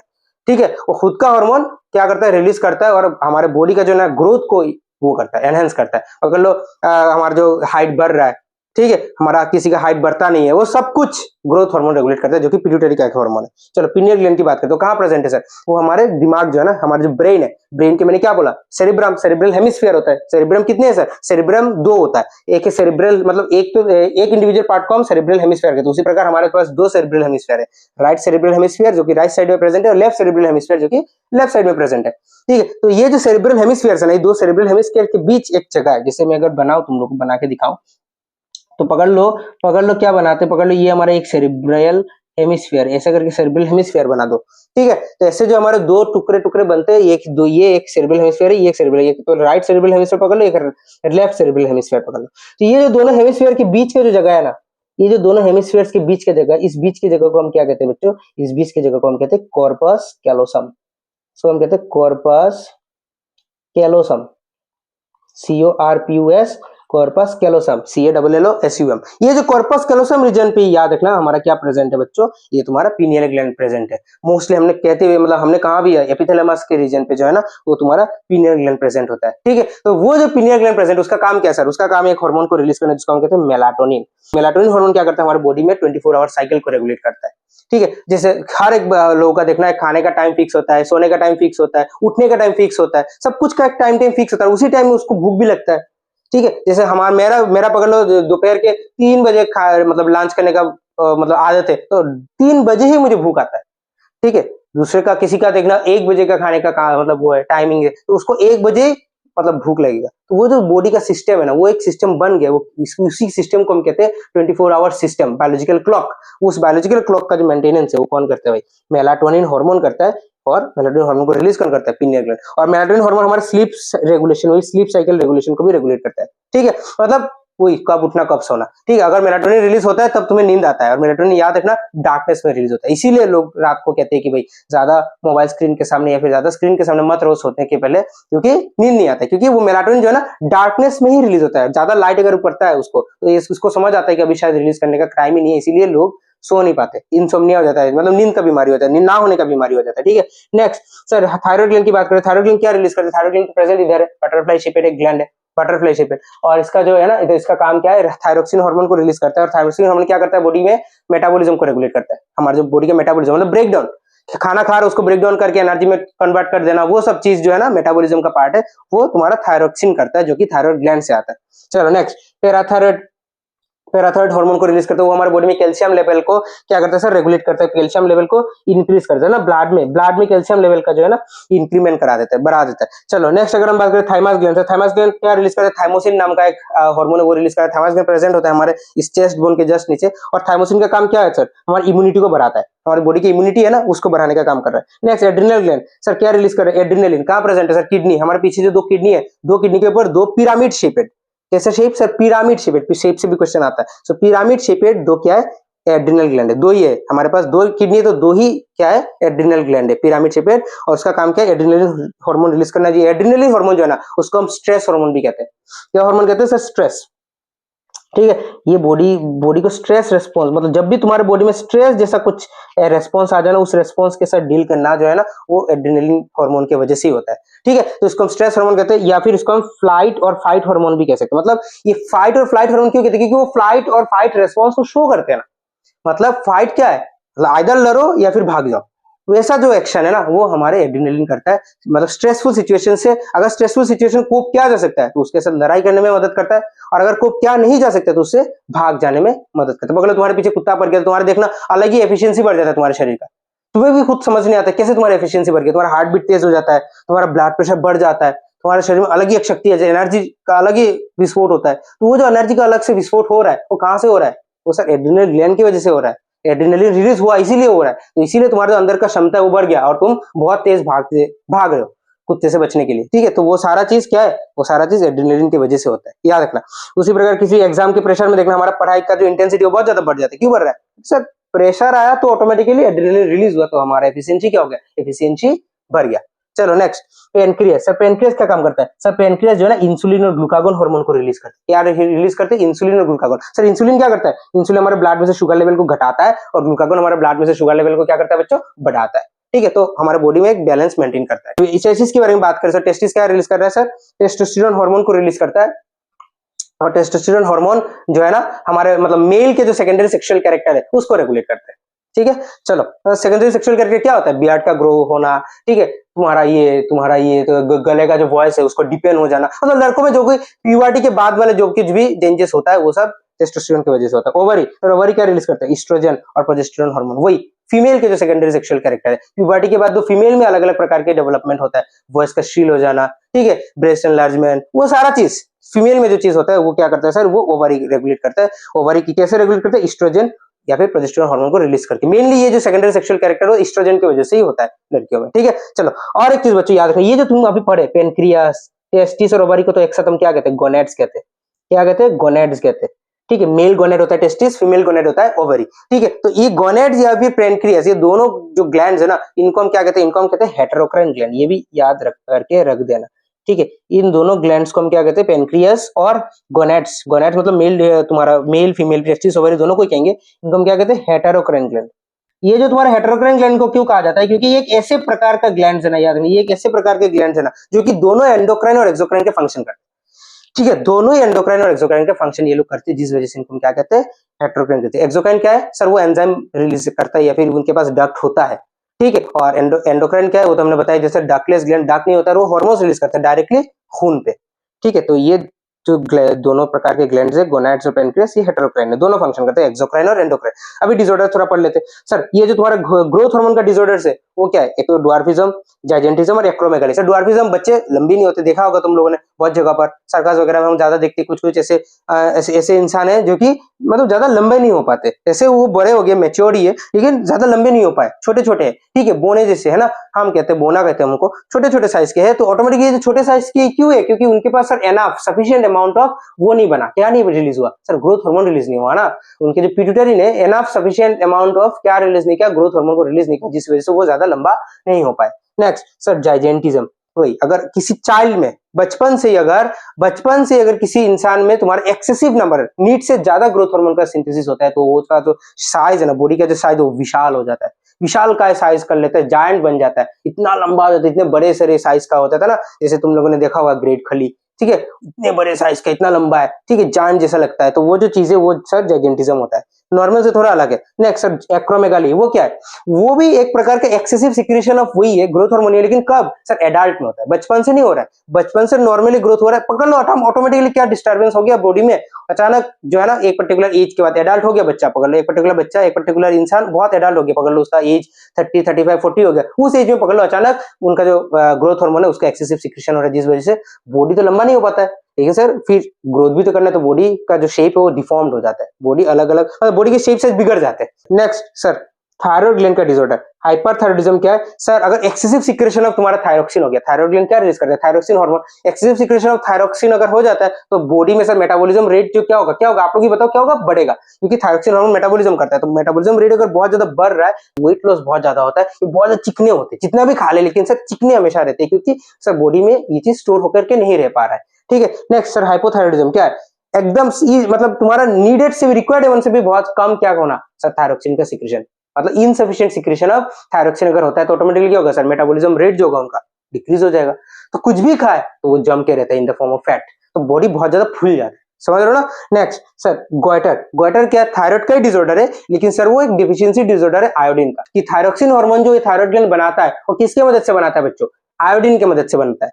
ठीक है, अब अगर पकड़ो तुम अपने डाइट में आयोडीन नहीं लेते हो, खाने में अगर आयोडीन नहीं लेते हो, तो ऑटोमेटिकली थायरोक्सिन हार्मोन बन नहीं पाएगा अच्छे से, ऑटोमेटिकली थायरोक्सिन अगर नहीं बन पा रहा है तो ये अंदर जमेगा, तो जमते जमते धीरे धीरे तुम्हारे थायराइड ग्लैंड को भी फुलाएगा, और एक टाइम पे थायराइड ग्लैंड फुल जाता है तो ये जो गला का पोर्शन ना, क्योंकि थायराइड ग्लैंड इधर ही प्रेजेंट है, तो गले का पोर्शन सामने आ जाता है, देखने में से ये देखो इधर एक पिक्चर मैंने लगाया था, गला फूल जाता है, ये जो गला है ना, ये गला की वजह से सर फूल जाता है। गला कैसे फूलता है? क्योंकि थायराइड ग्लैंड फूल गया, और ये इस डिजीज को हम क्या कहते हैं सर? गोइटर कहते हैं। ये आयोडीन का डिफिशियंसी डिसऑर्डर, अगर तुम्हारे खाने में आयोडीन नहीं है तो ये हो सकता है। चलो नेक्स्ट पेनक्रियास की अगर हम बात करें, अगर pancreas sufficient amount of insulin को रिलीज नहीं करता है तो एक डिसऑर्डर जिसको हम कहते हैं डायबिटीज मेलिटस, मतलब डायबिटीज, घर पे जो डायबिटीज नॉर्मल चलता है, हम सब मतलब आजकल तो सबके घर में लगभग डायबिटीज के पेशेंट्स एक ना एक तो देखने को मिलता ही है। तो डायबिटीज क्या है sir? Diabetes insufficient synthesis of तुम्हारा इंसुलिन। अगर इंसुलिन सफिशिएंट अमाउंट में बनता नहीं, पेनक्रियास अगर बनाता नहीं है, तो क्या होगा? ब्लड में शुगर लेवल कम नहीं होगा, और शुगर लेवल तो ब्लड में जा ही रहा है। तुम लोग तो खाना शुगर तो खाए, हम तो कुछ भी खाए तो वो शुगर है उसमें, तो ऑटोमेटिकली ब्लड में शुगर लेवल बढ़ता है और डायबिटीज होता है। डायबिटीज मेलिटस कहते हैं हम इसको। चलो नेक्स्ट अगर हम बात करें बच्चों, नेक्स्ट हम बात करते हैं feedback mechanism. Sir feedback mechanism क्या है? फीडबैक मैकेनिज्म ऐसा मैकेनिज्म है बच्चों, याद रखना, ये कुछ इस प्रकार का मैकेनिज्म है जहां पर क्या होता है, जहां पर एक जो प्रोडक्ट है ना, एक इंडिविजुअल में जो प्रोडक्ट बनता है किसी भी बायोकेमिकल रिएक्शन में, बॉडी में तो बहुत सारे प्रकार के बायोकेमिकल रिएक्शन होता है ना, केमिकल रिएक्शंस, उस रिएक्शन का जो प्रोडक्ट है ना बच्चों, वो प्रोडक्ट ही डिसाइड करता है अपना सिंथेसिस। प्रोडक्ट ही क्या करता है? अपना सिंथेसिस डिसाइड करता है। मतलब उसका जो सिंथेसिस वो ज्यादा बढ़ना है और या फिर घटना है, वो ये चीज रेगुलेट करते हैं, ताकि हमारे बॉडी जो है ना होम्योस्टेसिस को मेंटेन कर रख पाए। क्या मेंटेन रख पाए सर? होम्योस्टेसिस, मतलब बॉडी एक पर्टिकुलर बैलेंस कंडीशन में रह पाए। नहीं तो भी दिक्कत होगा ना। बॉडी एक पर्टिकुलर बैलेंस कंडीशन में रहने के लिए, होम्योस्टेसिस को मेंटेन रखने के लिए सर क्या करता है? ये फीडबैक मैकेनिज्म को चलाता है। ठीक है, फीडबैक दो प्रकार का हो सकता है, पॉजिटिव या फिर नेगेटिव। सर क्या है पॉजिटिव नेगेटिव? तो पॉजिटिव फीडबैक ऐसा है कि जहां पे जो प्रोडक्ट है वो क्या करता है? अपने सिंथेसिस को और बढ़ाता है। ठीक है, और नेगेटिव फीडबैक क्या करता है? जहां पे जो प्रोडक्ट बनता है वो अपने सिंथेसिस को क्या करता है सर? घटाता है। अगर ज्यादा घट गया तो ऑटोमेटिकली बढ़ाएगा, अगर ज्यादा बढ़ गया तो ऑटोमेटिकली घटाते। तो ये ऐसा काम करता है। ये पॉजिटिव फीडबैक मैकेनिज्म होम्योस्टेसिस को ज्यादा मेंटेन नहीं कर पाते, क्योंकि वो तो सर अगर रिलीज हो रहा है तो और ज्यादा बढ़ाता है ना, तो लेकिन नेगेटिव तो बहुत ज्यादा रोल प्ले करता है। कैसे सर? अगर बढ़ गया तो घटा देता है, घट गया तो बढ़ा देता है। ठीक है, तो होम्योस्टेसिस मेंटेन हो गया। सर इसका एग्जाम्पल अगर मैं दूं तुम्हारा ये पॉजिटिव फीडबैक का, तो इसका एग्जांपल तुम कह सकते हो, ये ज्यादा इलेबोरेटली तुम लोग पढ़ोगे रिप्रोडक्शन चार्ट में, जहां पे जो ड्यूरिंग जो डिलीवरी ऑफ द बेबी, ठीक है, मदर का जो बॉडी है वो एक्सेसिव अमाउंट में क्या रिलीज करता है सर? ऑक्सीटोसिन हार्मोन रिलीज करता है। तो वो हार्मोन जो रिलीज हुआ ना, वो अपने सिंथेसिस को और ज्यादा रिलीज कर, मतलब क्योंकि उसको ज्यादा तब नीड है, तो ज्यादा से ज्यादा जो प्रोडक्ट बना, ऑक्सीटोसिन एक प्रोडक्ट है जो बना, ठीक है, वो प्रोडक्ट डिसाइड करता है कि भाई उसका सिंथेसिस और ज्यादा बढ़े। और इधर जो एग्जाम्पल है, इसका एग्जाम्पल तो अभी नहीं डिस्कस करेंगे, ये तो हमारे पढ़ने में ही है। ठीक है, नेगेटिव फीडबैक का ये तुम्हारा इंसुलिन ग्लूकागोन का रिलेशनशिप क्या होता है? हमारे खून में अगर शुगर का जो मात्रा है वो अगर ज्यादा हो गया, पकड़ लो तुमने खाना वाना खाया तो तुम्हारे ब्लड में क्या हो गया? शुगर का मात्रा ज्यादा बढ़ जाएगा, और तुरंत ही तुम्हारा जो बॉडी है वो क्या रिलीज कर, बॉडी में जो पैनक्रियास है वो तुरंत ही क्या रिलीज कर देगा भाई? इंसुलिन को रिलीज कर देगा। तो इंसुलिन जैसे बात ब्लड में आया, शुगर लेवल को घटा देता है। अभी शुगर लेवल अगर नीड से ज्यादा ही घट गया तो क्या होगा? तुम्हारे फिर ग्लूकागोन रिलीज कर दिया जाएगा। कौन करेगा? पेनक्रियास ही करेगा, फिर शुगर लेवल को बढ़ा देगा। तो शुगर लेवल हमेशा एक बैलेंस कंडीशन में रहेगा, ना एक्सट्रीम ज्यादा बढ़ेगा ना एक्सट्रीम घटेगा। समझ रहे हो? तो इंसुलिन और ग्लूकागोन आपस में काम करते हैं। चलो नेक्स्ट सर प्लांट्स में आ गए। तो प्लांट्स में जो है ना, प्लांट्स का अगर बात करें सर, प्लांट्स में मूवमेंट कितने प्रकार के होते हैं सर? प्लांट्स में मूवमेंट दो प्रकार के होता है, एक ट्रोफिक मूवमेंट, एक होता है तुम्हारा नस्टिक मूवमेंट। ट्रोफिक मूवमेंट और नस्टिक मूवमेंट। ट्रोफिक मूवमेंट क्या? ये डायरेक्शनल मूवमेंट है, ये ग्रोथ रिलेटेड मूवमेंट है। प्लांट देखना किसी एक पर्टिकुलर डायरेक्शन में जब ग्रो करता है, सनलाइट के डायरेक्शन में ग्रो कर रहा है, पानी के डायरेक्शन में ग्रो कर रहा है, तो उसको हम क्या कहेंगे? ट्रोफिक मूवमेंट कहते हैं। और उसमें जो है ना वो डायरेक्ट ग्रोथ रिलेटेड मूवमेंट होता है, उसमें प्लांट का ग्रोथ होता है। समझ गए? अगर हम नास्टिक मूवमेंट की बात करें सर, रैंडम होता है, कोई डायरेक्शन नहीं है, तुमने छुआ तो ऑटोमेटिक क्या हो गया? स्टिमुलस के अकॉर्डिंग ऑटोमेटिक उसने रेस्पॉन्स शो कर दिया, जो नॉर्मल कंट्रोल एंड कोऑर्डिनेशन का बेसिक कांसेप्ट है। स्टिमुलस दिया, रेस्पॉन्स शो हो गया। ठीक है, तो वो डायरेक्शन नहीं है और ग्रोथ रिलेटेड तो कभी नहीं है, इंस्टेंट रेस्पॉन्स को शो करता है। लेकिन जो तुम्हारा ट्रॉफिक मूवमेंट है बच्चों, याद रखना ये क्या होता है? ये ग्रोथ रिलेटेड है, ये डायरेक्शनल है, और ये तुम्हारे इंस्टेंटेनियस नहीं होते, टाइम लेते, ग्रेजुअल होता है ये। ठीक है, तो इसका डिफरेंशियल आ गया तो तुम लोग आराम से दे पाओगे, ये मेरा विश्वास है। Next types of trophic movement की अगर बात करें, ट्रॉफिक मूवमेंट एक तो फोटोट्रोफिज्म, वही अगर लाइट के डायरेक्शन पे, सनलाइट के डायरेक्शन पे अगर प्लांट ग्रो करते हैं उसको हम क्या कहेंगे? ट्रॉफिक फोटोट्रोफिज्म, जहां पे इधर देखो सनलाइट के डायरेक्शन में ये जो स्टेम है ये मुड़ रहा है। नेक्स्ट सर इसका जो एग्जांपल है, इसका एग्जांपल तुम सनफ्लावर कह सकते हो। सनफ्लावर जो है ना, सनफ्लावर, ये सनफ्लावर तुम इसके एग्जांपल कह सकते हो। सनफ्लावर ऐसा ही करता है। ठीक है, सनफ्लावर क्या करता है? ऐसा ही करता है, ये तुम्हारे सनलाइट के डायरेक्शन में ग्रो करता है। चलो नेक्स्ट अगर हम बात करें जियोट्रोफिज्म। जियोट्रोफिज्म क्या है? टुवर्ड्स द अर्थ, मतलब ग्रेविटी के एफर्ट, मतलब अर्थ के अकॉर्डिंग टुवर्ड्स द अर्थ ये ग्रो करता है, ग्रेविटी के टुवर्ड्स ग्रो करता है। जैसे ये फोटोट्रोफिज्म की बात करें सर, ग्रेविटी के अगेंस्ट ग्रो कर रहा है ना, ग्रेविटी चाह रहा है इसको इधर नीचे लाना, लेकिन ये सर ऊपर जा रहा है, ऑटोमेटिकली ग्रेविटी के अगेंस्ट जा रहा है। लेकिन सर ये अगर हम जियोट्रोफिज्म की बात करें, ये टुवर्ड्स द ग्रेविटी जाते हैं, मेनली रूट्स परफॉर्म करते हैं, मतलब मिट्टी की ओर जाना चाहता है। ठीक है, ग्रेविटी की ओर है, अकॉर्डिंग टू द ग्रेविटी ये मूव करता है। समझ गया ना? तो याद रखना ये जो तुम्हारा फोटोट्रोफिज्म है और जियोट्रोफिज्म एक दूसरे का क्या है सर? एंटागोनिस्ट है। क्या है? एंटागोनिस्ट। एंटागोनिस्ट मतलब दुश्मन। ठीक है, दुश्मन है ना, खुद ही देखो, एक तो ग्रेविटी को अपोज कर रहा है, दूसरा ग्रेविटी को फॉलो कर रहा है। ठीक है, जियोट्रोफिज्म फॉलो कर रहा है, फोटोट्रोफिज्म अपोज कर रहा है, तो एक दूसरे का क्या हो गया? एंटागोनिस्ट हो गया ना। तो याद रखना। जियोट्रोफिज्म के एग्जांपल अगर हम दें तो ग्राउंड नट जो है ना, ग्राउंड नट हम कह सकते हैं सर जियोट्रोफिज्म। और या फिर कुछ भी प्लांट के जो रूट्स है, किसी भी प्लांट्स के जो रूट्स है वो तो सर जियोट्रोफिज्म ही शो करता है। ठीक है, तो याद रखना, इसमें से एक कॉन्सेप्ट आया मेरे दिमाग में, याद रखना, पॉजिटिव फोटोट्रोपिज्म और पॉजिटिव जियोट्रोफिज्म। और एक पॉजिटिव पॉजिटिव फोटोट्रोपिज्म की अगर हम बात करें सर, पॉजिटिव फोटोट्रोपिज्म की अगर हम बात करें सर, पॉजिटिव फोटोट्रोपिज्म क्या होता है, जो सनलाइट के अकॉर्डिंग ग्रो करता है, टुवर्ड्स द सनलाइट सर। और एक होता है नेगेटिव फोटोट्रोपिज्म, वो क्या है सर, वो अवे फ्रॉम द सनलाइट, मतलब ये नेगेटिव फोटोट्रोपिज्म जो है ना, वही तो जियोट्रोफिज्म है ना बच्चों। ये अवे फ्रॉम द सनलाइट जा रहा है लेकिन टुवर्ड्स द ग्रेविटी जाता है, याद रखना। सो नेगेटिव फोटोट्रोपिज्म में क्या होता है सर, जियोट्रोफिज्म होता है। उसी प्रकार अगर हम कहें पॉजिटिव जियोट्रोफिज्म, अगर हम कहें सर पॉजिटिव जियोट्रोफिज्म तो वही है जो जियोट्रोफिज्म होना चाहिए। लेकिन सर नेगेटिव जियोट्रोफिज्म जो होता है ना, नेगेटिव जियोट्रोफिज्म तो होता है वो फोटोट्रोपिज्म होता है। नेगेटिव जियोट्रोफिज्म मतलब टुवर्ड्स द सनलाइट जाना। तो इससे क्वेश्चन बनता है, याद रखना ये चीज। नेक्स्ट सर हाइड्रोट्रोफिज्म, पानी के अकॉर्डिंग मूव करना है। ठीक है, ये जनरली एक्वाटिक प्लांट जो है ना, एक्वाटिक प्लांट्स क्या, लोटस, वाटर लिली, ये सब, ठीक है, इनके एग्जांपल हो सकते हैं। केमोट्रोफिज्म में क्या होगा sir, chemotropism towards the chemical substance, specific chemical substance के डायरेक्शन में मूव करता है। सो इसका एग्जांपल होता है पोलन ट्यूब का जो ग्रोथ, पोलन ट्यूब का ग्रोथ डायरेक्टली जो उस तक आ रहा है, किस तक आ रहा है सर, वो ओव्यूल तक जो आ रहा है। इधर एक पोलन ग्रेन आया, आकर के जो सर पोलन ग्रेन जर्मिनेट हुआ, उसके बाद पोलन ट्यूब बन के पोलन ट्यूब सर एक पर्टिकुलर फीमेल के ओव्यूल तक गया, तो उसको पूरा डायरेक्शन कैसे पता है सर, उसी सिग्नलिंग की मदद से उसको पता है, तो ऑटोमेटिकली उस डायरेक्शन तक वो चला जाता है। अभी अगर हम सर थिग्मोट्रोफिज्म की बात करें सर, थिग्मोट्रोफिज्म क्या है, थिग्मोट्रोफिज्म होता है टुवर्ड्स द टच, प्लांट्स किसी एक पर्टिकुलर टच या फिर सपोर्ट के डायरेक्शन में ग्रो करता है, वो होता है थिग्मोट्रोफिज्म। जनरली क्लाइंबर्स ये सब करते हैं, देखना क्लाइंबर्स हमेशा किसी ना किसी सपोर्ट को ढूंढते हैं, सपोर्ट के अकॉर्डिंग वो क्लाइंब करके ऊपर चले जाते हैं। जैसे तुम लोगों ने देखा होगा, और जो लोकी का पेड़ वगैरह देखा होगा ना, तो लोकी के पेड़ क्या करते हैं, किसी सपोर्ट, एक जो फार्मर्स होता है सपोर्ट बना करके देता है और सपोर्ट में वो लटकते हैं, मतलब ऊपर पेड़ उगता है। तो ये जो सपोर्ट के अकॉर्डिंग वो लपेटते हैं या फिर सपोर्ट के अकॉर्डिंग रन करके उस सपोर्ट के अकॉर्डिंग खुद को लपेटते हैं, लपेट कर क्या करते हैं सर, ऊपर उठते हैं। तो वो मेनली क्लाइंबर्स करते हैं ना, ये देखो, ये मेनली ये क्लाइंबर्स करते हैं। तो ये जो है ना थिग्मोट्रोफिज्म, टुवर्ड्स द टच, डायरेक्शन तो ये है, डायरेक्शनल मूवमेंट ये एक पर्टिकुलर डायरेक्शन की ओर जा रहा है सर, किस डायरेक्शन की ओर, सपोर्ट के डायरेक्शन की ओर जा रहा है, टच के डायरेक्शन। थिग्मो मतलब भी होता है टच, ठीक है, थिग्मो मतलब भी क्या होता है, टच के रिस्पॉन्स में डायरेक्शन पे ये मूव करता है। ठीक है, चलो ये हुआ। नेक्स्ट अगर हम नास्टिक मूवमेंट की बात करें sir, random movement, non directional, ये होता है थिग्मोनास्टिसिटी, मतलब टच से तो वो कोई ना किसी प्रकार का रिस्पॉन्स शो करता है। जैसे टच मी नॉट प्लांट, तुमने देखा होगा, मिमोसा प्यूडिका कहते हैं, उसका साइंटिफिक नेम है, अंडरलाइन देना है। जब भी तुम मिमोसा प्यूडिका देखोगे, नीचे 2 अंडरलाइन, मिमोसा के नीचे एक अंडरलाइन, प्यूडिका के नीचे अंडरलाइन, क्योंकि ये साइंटिफिक नेम है, नहीं तो गलत हो जाता है। ठीक है, और मिमोसा का एम कैपिटल और प्यूडिका का पी स्मॉल लेटर का। ठीक है, चलो नेक्स्ट अगर हम बात करें सर, ये टच मी नॉट प्लांट या फिर तुम्हारा mimosa pudica, touch me not plant को, या फिर तुम्हारे बुक में इस प्लांट का एक हिंदी नाम दिया हुआ है शायद, छुईमुई प्लांट, CHUIMUI, छुईमुई प्लांट। ठीक है, ये जो तुम्हारा टच मी नॉट प्लांट या फिर ये जो ये हाँ, ये टच मी नॉट प्लांट या फिर छुईमुई प्लांट, ये क्या है सर, ये मिमोसा प्यूडिका साइंटिफिक नेम है। इसको जस्ट तुम टच करो ना, ये मुरझा जाएंगे। कैसे मुरझा गए, क्योंकि वो टच के रिस्पॉन्स में मूवमेंट को शो कर रहे हैं ना बच्चों। तो थिग्मो मतलब भी टच, लेकिन ये डायरेक्शनल नहीं है। पहले का देखो, थिग्मोट्रोफिज्म क्या था, डायरेक्शनल, उस डायरेक्शन में मूव कर रहा था, टच के डायरेक्शन पे, लेकिन ये सब कोई डायरेक्शन नहीं है, छुए मुरझा गए, डायरेक्शनल मूवमेंट नहीं है। ठीक है, चलो रैंडम हुआ। उसी प्रकार ये भी तुमने देखा होगा, ये तुम्हारा वेनस फ्लाई ट्रैप। ठीक है, जब भी किसी ना किसी प्रकार का इंसेक्ट आता है, तो जैसे टच मिलता है उसको चट करके क्लोज हो जाते, तो ऑटोमेटिक क्या शो किया उन्होंने, क्या शो किया सर, थिग्मोनास्टिसिटी शो किया।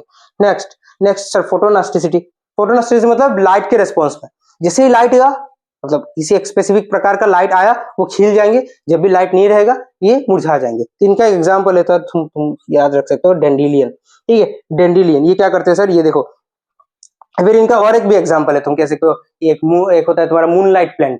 ठीक है, हाँ मूनलाइट प्लांट। ठीक है, तो ये जो तुम्हारे ये सब प्लांट्स है ना, ये क्या करते हैं, मूनलाइट प्लांट की अगर हम बात करें, तो ये क्या करते हैं सर, रात में खिल उठता है। जैसे मून का जैसे मूनलाइट जो उसके पास जब भी पड़ता है, तो ऑटोमेटिकली खिल उठते हैं। लेकिन सुबह जब भी, मतलब फिर से जब सुबह का सूर्य का किरण उसके ऊपर पड़ता है, वो मुरझा जाते हैं। तो कैसे हो रहा है सर, रैंडम मूवमेंट हो रहा है ना ये चीज, थोड़ी डायरेक्शनल मूवमेंट हो रहा है, थोड़ी ये ग्रोथ रिलेटेड मूवमेंट हो रहा है, आराम से फ्लो करता जा रहा है, ग्रो होता जा रहा है, ऐसा तो नहीं है। लाइट आया, एक पर्टिकुलर प्रकार का लाइट आया, खिल गया, दूसरे एक प्रकार का लाइट आया, तो ये मुरझा गया। तो ऑटोमेटिकली रैंडम मूवमेंट हो रहा है, मुरझाना, खिलना, रैंडम मूवमेंट हो रहा है। ठीक है, कोई डायरेक्शनल मूवमेंट नहीं है कि होता ही जा रहा है, ऐसा कुछ नहीं हो रहा है। ठीक है, नेक्स्ट अगर बात करें sir, plants hormone, plants hormone क्या कहते हैं, प्लांट्स हार्मोन को हम कहते हैं फाइटो हार्मोन्स। क्या कहते हैं, उनको हम कहते हैं हॉर्मोन्स, याद रखना। तो अब अगर हम बात करें सर फाइटो हार्मोन्स के बारे में, सर फाइटो हार्मोन्स कितने कितने प्रकार के, दो प्रकार के ब्रॉडली, प्रोमोटर, ग्रोथ प्रोमोटर और ग्रोथ इनहिबिटर। प्रोमोटर मतलब जो ग्रोथ को ऑफ कोर्स बढ़ाता है, ठीक है, और इनहिबिटर मतलब जो ग्रोथ होने नहीं देता है ग्रोथ, ठीक है। तो प्रोमोटर में क्या आएगा तुम्हारा ऑक्सिन, जिबरेलिन, साइटोकाइनिन, और इनहिबिटर में क्या आएगा एब्सिसिक एसिड, इथाइलिन और तुम्हारा एब्सिसिक और इथाइलिन। दोनों प्लांट के लिए बढ़िया है, याद रखना, ठीक है। ऐसा नहीं कि ये इनहिबिटर है तो प्लांट्स के ग्रोथ में कोई इफेक्ट डाल रहा है, नहीं, ये इनहिबिटर भी प्लांट्स के ग्रोथ को क्या कर रहा है सर, मतलब बचा ही रहा है, प्लांट को बचा ही रहा है, प्लांट के ग्रोथ में हेल्प ही कर रहे हैं, ठीक है। इनहिबिट करके भी प्लांट के ग्रोथ में क्या करते हैं, मदद ही करते हैं ये लोग।